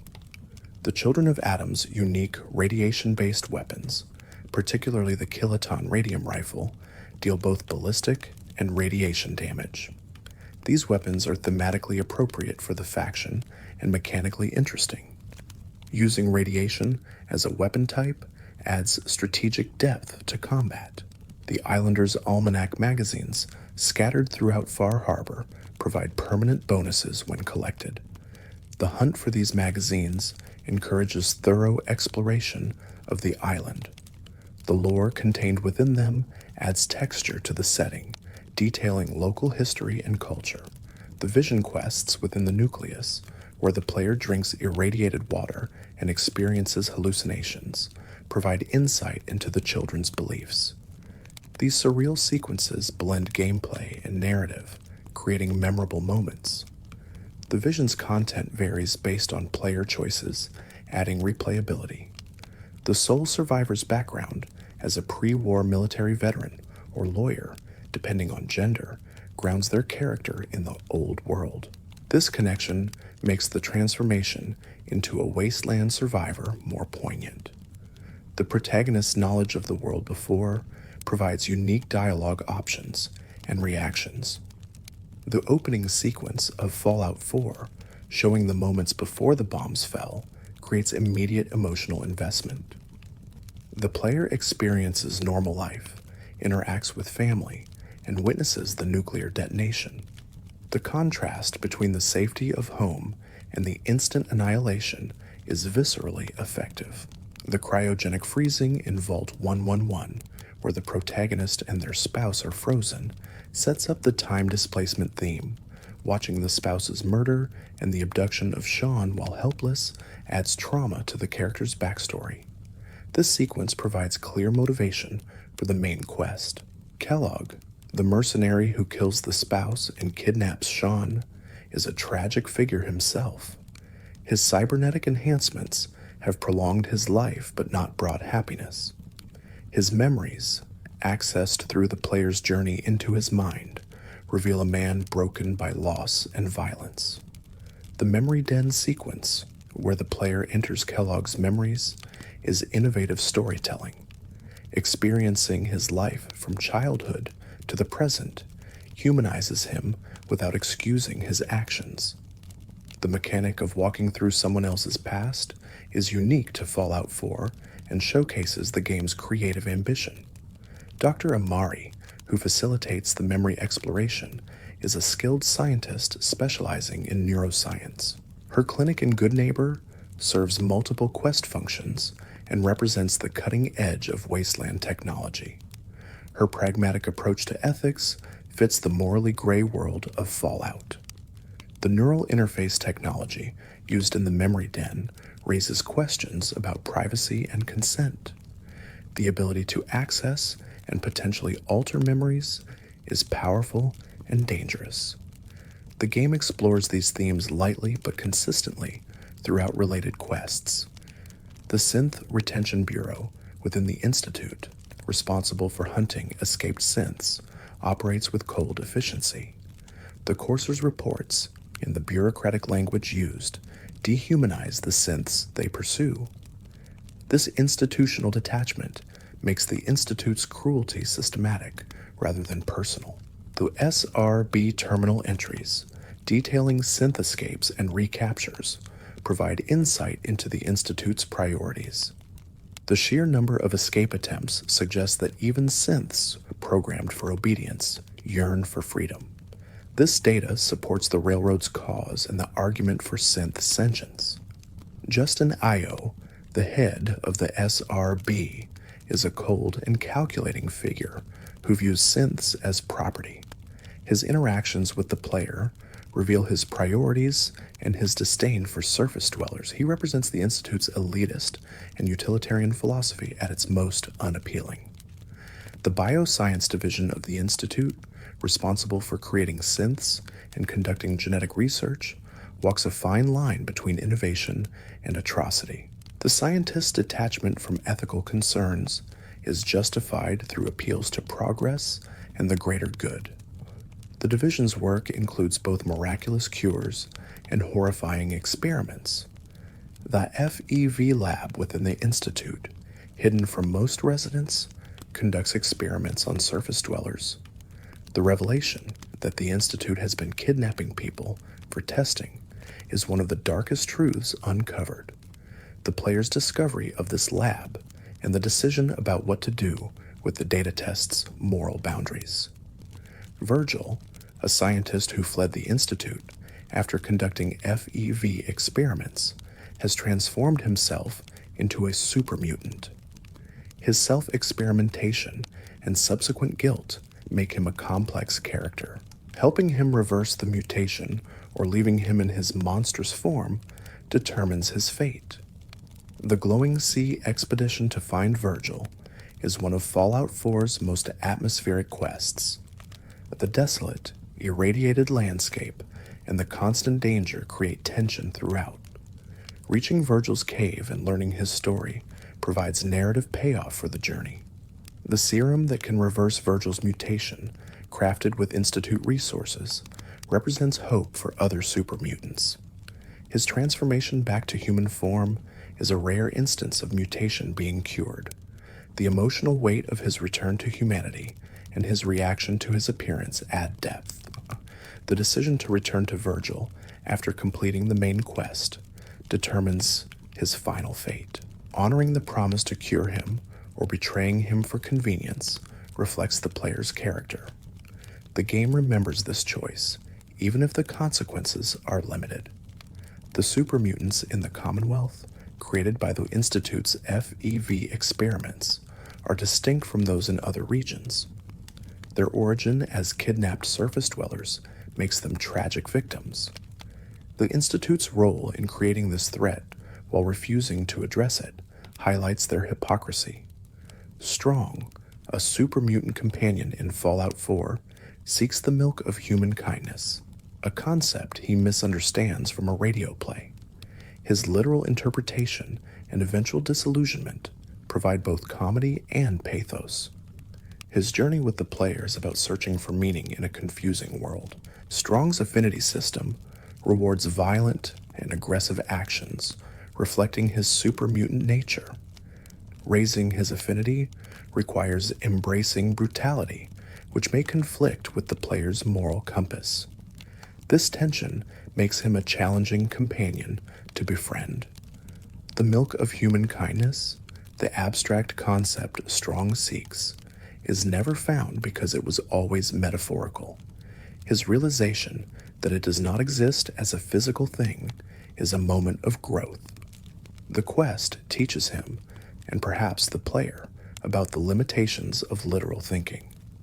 Trinity Tower, where Strong is imprisoned by other super mutants, is a vertical dungeon that requires fighting upward through floors of enemies.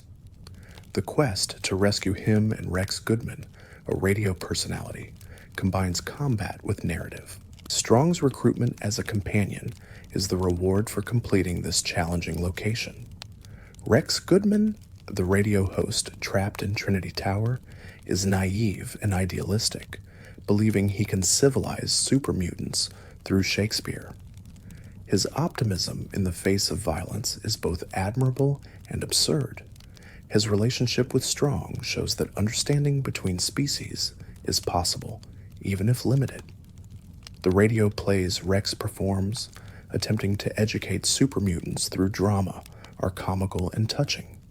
The idea that art can redeem or civilize is tested and found wanting, yet Rex persists.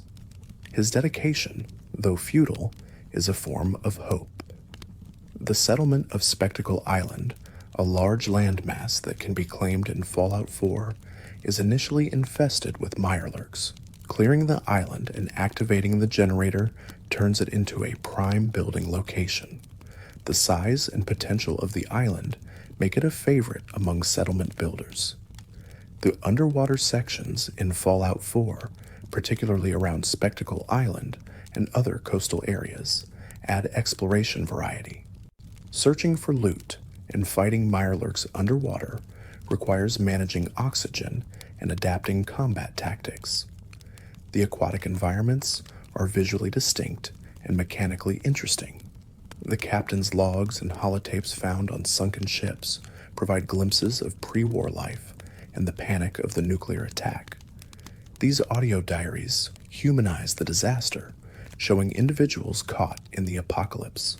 The environmental storytelling extends beneath the waves. So the USS Constitution questline, mentioned earlier, is one of Fallout 4's most memorable. The commitment to helping the robots achieve their mission, despite its absurdity, is endearing. The ship's eventual flight, whether successful or not, is a spectacle that rewards the player's effort. The Scavengers Magazine series in Fallout 4 provides bonuses related to finding rare loot and materials. Collecting these magazines incentivizes exploration and rewards thorough scavenging. The bonuses stack, making the investment in searching for them worthwhile. The Guns and Bullets magazine series increases damage with specific weapon types. Each issue provides a small but noticeable boost, encouraging players to hunt for them. The magazine's pre-war styling and content add flavor to the world. The Tales of a Junktown Jerky vendor magazines reduce prices at vendors, making them valuable for economy-focused players. The humorous titles and covers satirize wasteland commerce. Collecting all issues provides significant savings over the course of the game. The bobbleheads hidden throughout Fallout 4, each providing a permanent stat boost or perk, are highly sought collectibles. Finding all 20 bobbleheads requires exploring nearly every major location. The Vault Boy figures are iconic and satisfying to display in a player home. The bobbleheads stand in player homes, particularly in settlements, allows players to showcase their collection. The visual representation of progress is rewarding and adds decoration. Completionists take pride in filling every slot. The special encounters in Fallout 4, triggered by random chance or specific conditions, add surprises to exploration. From traveling merchants to unique enemies, these encounters keep the wasteland feeling unpredictable. The variety ensures that no two playthroughs feel identical. The legendary enemies, which can spawn randomly during combat, drop unique weapons and armor with special effects. The excitement of seeing a legendary appear mid-fight creates tension and anticipation. The random nature of drops encourages repeated engagements and experimentation. The legendary effects, from explosive bullets to two-shot weapons, dramatically alter combat effectiveness. Finding or farming for specific effects becomes a metagame for dedicated players. The system adds depth to loot progression. The difficulty settings in Fallout 4, from very easy to survival, cater to different playstyles. Survival mode, in particular, transforms the game by adding needs, diseases, and limited saving. The increased challenge and immersion appeal to hardcore players. The survival mode's removal of fast travel forces players to engage with the world more deeply. Every journey becomes a potential adventure with risks and rewards. The pace slows and decision-making becomes more deliberate. The disease system in survival mode, where infections and illnesses require treatment, adds realism. Managing antibiotics and avoiding risky behaviors becomes part of the gameplay loop. The fragility of the player character makes survival feel earned. The fatigue and hunger mechanics in survival mode create rhythms of activity and rest. Finding safe places to sleep and clean water to drink are constant concerns. The increased stakes make success more satisfying. The companions in survival mode can still die permanently, raising the stakes of bringing them into danger. The decision to travel alone or risk a friend's life adds emotional weight. The attachment to companions deepens when their loss is permanent. The ammunition weight in survival mode forces players to specialize and make hard choices about what to carry. The inventory management becomes a significant part of gameplay. Every decision about loot has consequences. The adrenaline system in survival mode rewards consecutive kills with increased damage but resets on sleep. Balancing the desire for power with the need for rest creates interesting strategic choices. The mechanic encourages aggressive playstyles while punishing recklessness. The reduced damage resistance in survival mode makes every fight dangerous. Enemies hit harder and the player is more fragile, creating tense encounters. The difficulty forces creative tactics and careful planning.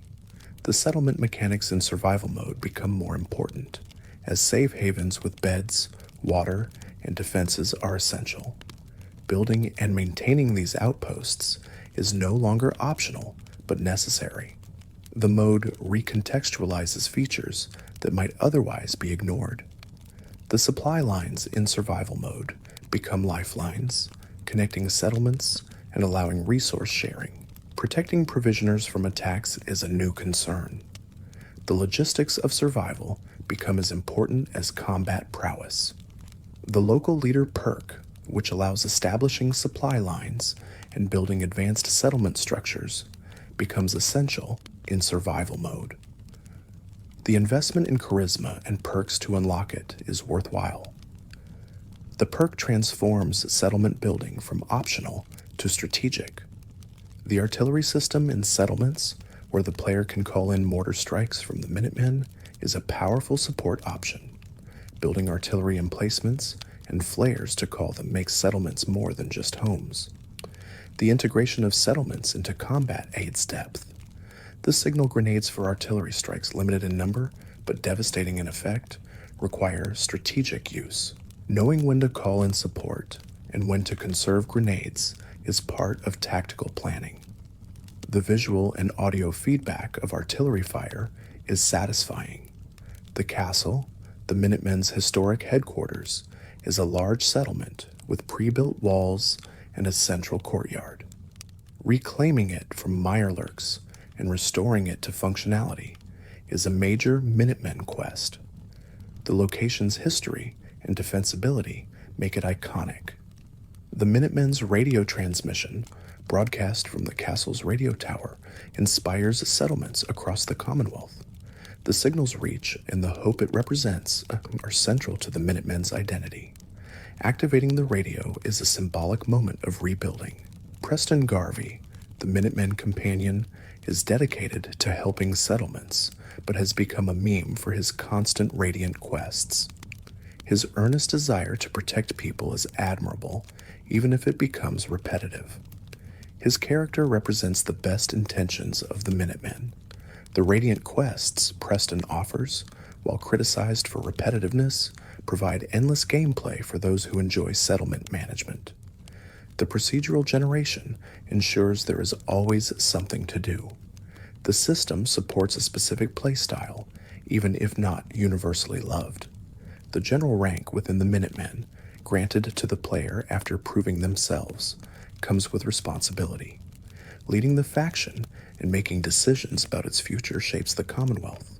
The role-playing potential is significant for those invested in the Minutemen's cause. The Minutemen's ending, where the player leads them to destroy the Institute without alienating other factions, is the least destructive path. It allows for peace with the Railroad and the Brotherhood, depending on choices. The ending represents a grassroots victory over centralized power. The moral simplicity of the Minutemen, focused on protecting people without ulterior motives, makes them appealing to players seeking a heroic path. Their lack of ambiguity is refreshing in a morally complex game. The faction embodies straightforward goodness. The flare gun given by the Minutemen, which summons backup in battle, is a useful tool for players aligned with the faction. The sight of armed settlers arriving to help reinforces the sense of community. The mechanic integrates faction identity into gameplay. The Minutemen artillery smoke grenades, distinct from regular artillery, are faction-specific tools. Using them feels like calling on an organization rather than just a game mechanic. The identity and immersion are enhanced through these small details. The historical parallels between the Minutemen and the American colonial militia add thematic weight. The idea of citizen soldiers defending their communities resonates with American mythology. The faction's name and ideology tap into cultural narratives about self-reliance and freedom. The Quincy Massacre, where the gunners betrayed and slaughtered the Minutemen, is a dark moment in the faction's history. The survivors' trauma and the quest for justice or revenge add depth. The ruins of Quincy, filled with gunners, are a tangible reminder of the betrayal. Clint, a former Minuteman turned gunner, represents the worst betrayal of the faction's ideals. His defection and role in the massacre make him a target for vengeance. Confronting him is optional, but provides closure for players invested in the Minutemen. The Gunners, mercenaries who operate across the Commonwealth, are well armed and organized. Their willingness to fight for anyone who pays makes them immoral and dangerous. The faction serves as a persistent threat and a source of challenging combat. Gunner's Plaza, a gunner stronghold filled with enemies and loot, is a challenging location to clear. The multi-level structure and defended positions require tactical approaches. The rewards for clearing it include valuable equipment and a sense of accomplishment. The gunner commanders, tougher variants of regular gunners, drop unique weapons and armor. Hunting them adds variety to engagements with the faction. The hierarchical structure of the gunners is reflected in gameplay. The tension between the Minutemen and the gunners, historical and ongoing, provides narrative conflict. The player can choose to focus on this rivalry or ignore it, depending on their priorities. The faction dynamics enrich the world. The Radiant Settlement defense quests, where the player must protect settlements from attacks, are a core part of the Minutemen experience. The frequency and randomness can be frustrating, but also keep players engaged. The defense mechanics test settlement building and preparation. The happiness mechanic in settlements, influenced by defense, resources, and amenities, is a metagame for optimization-focused players. Maximizing happiness requires attention to detail and resource management. Achieving 100% happiness is a notable accomplishment. The synth settlers, which can infiltrate settlements, create paranoia and add stakes to settlement management. Identifying and dealing with these infiltrators is optional, but aids tension. The mechanic ties settlement gameplay into the larger narrative about synths. The Covenant Safe Test, mentioned earlier, can be applied to settlement settlers to identify potential synths. The moral implications of using such a test are significant. The player must decide if paranoia justifies potential harm. The caravan post system in settlements, which connects them economically, adds a layer of simulation to settlement building.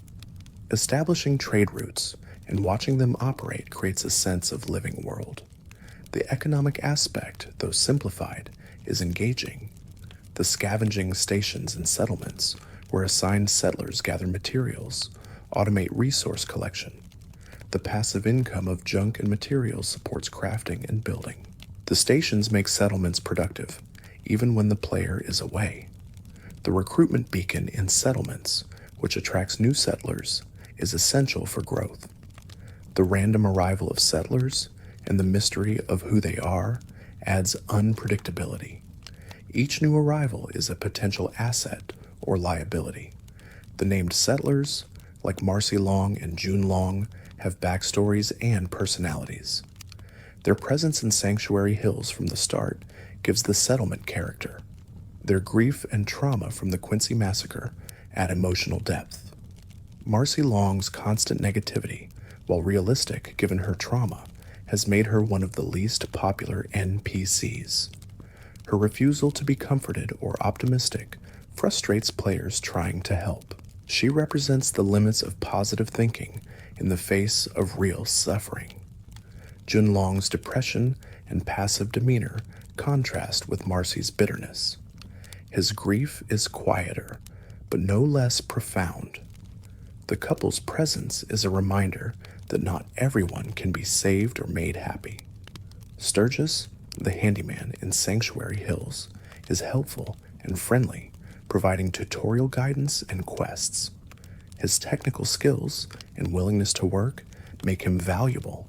His optimism and practicality are refreshing in a dark world. Mama Murphy, the psychic in Sanctuary Hills, offers visions that provide hints about the main quest. Her addiction to chems and the cost of her visions create moral dilemmas. Helping her get clean or enabling her addiction shapes her fate. The sight, Mama Murphy's psychic ability, is presented as real within the game's fiction. Her visions are accurate, suggesting supernatural elements or extreme sensitivity. The ambiguity about the nature of her power adds intrigue. The special chair for Mama Murphy, built with specific materials, allows her to deliver powerful visions. The construction of the chair is a quest step, integrating settlement building into the narrative. The player's investment in helping her is both literal and metaphorical. The danger of Mama Murphy's final vision, which can kill her if she takes too many chems, adds stakes. The player can encourage restraint or enable her self-destruction. The outcome reflects the player's values and care for her well-being. The sole survivor's personal journey, from loss to vengeance to building a new life, is central to Fallout 4's narrative. The transformation from bereaved spouse to faction leader or lone wanderer is shaped by player choices.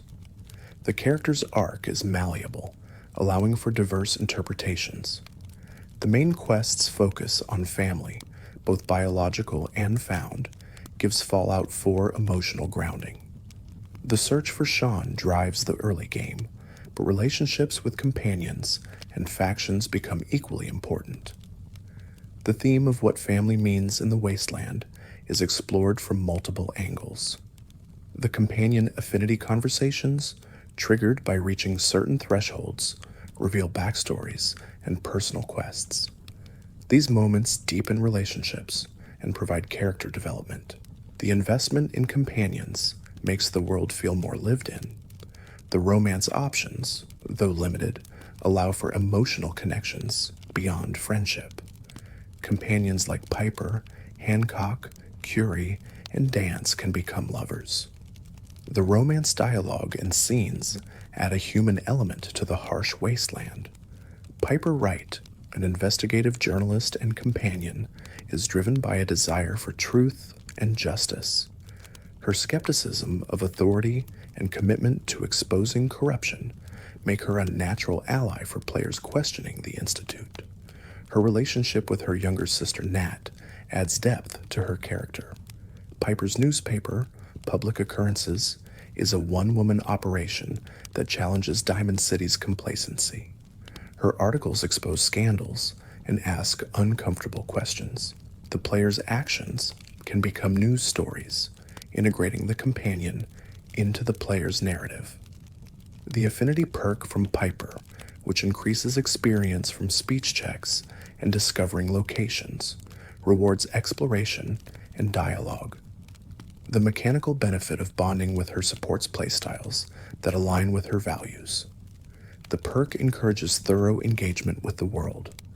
Hancock, the ghoul mayor of Goodneighbor, is charismatic and philosophically inclined.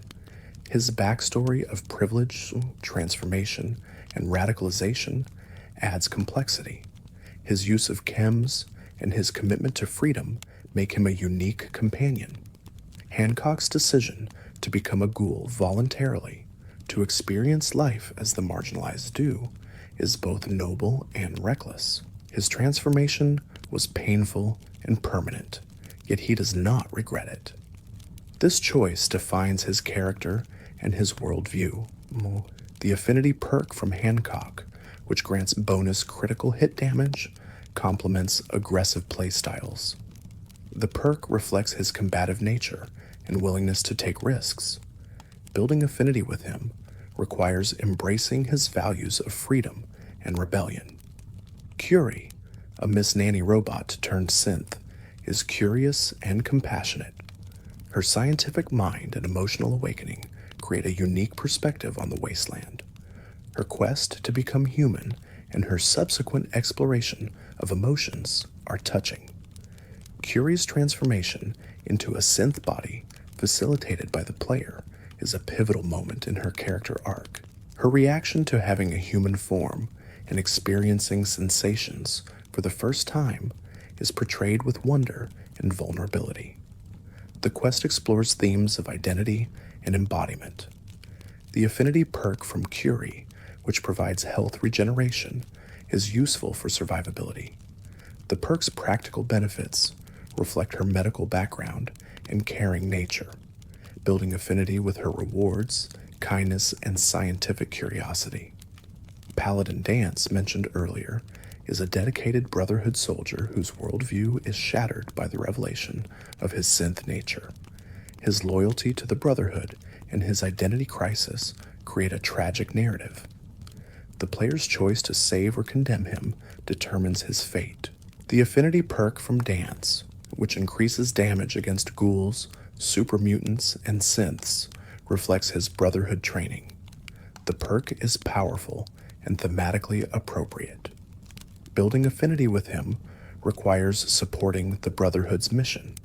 The Blind Betrayals quest, where Dance's identity is revealed, is one of Fallout 4's most emotionally charged moments. The player's decision to execute him, spare him, or argue for his life tests loyalty and morality. The weight of the choice lingers. Elder Maxon's demand that Dance be executed for being a synth demonstrates the Brotherhood's inflexibility. The hypocrisy of condemning a loyal soldier for something beyond his control is stark. The quest critiques the Brotherhood's ideology through personal tragedy. The relationship between Dance and the player, if developed, makes the Betrayal's quest even harder. The bond formed through shared combat in affinity conversations makes the threat of execution personal. The emotional stakes are high. The option to convince Maxon to spare Dance, available through high charisma or specific dialogue choices, provides a merciful outcome. The exile from the Brotherhood is harsh, but preferable to death. Dance's survival, though bittersweet, allows for continued companionship. The impact of the revelation on Dance, whether he lives or dies, shapes his character. His faith in the Brotherhood and his sense of self are both shattered. The player's role in his survival or death adds complexity to their relationship. Thanks for watching. If you enjoyed drifting through these quiet moments, there's another video waiting on the left of your screen. Let it play while you rest. You might discover something gentle before sleep takes you again.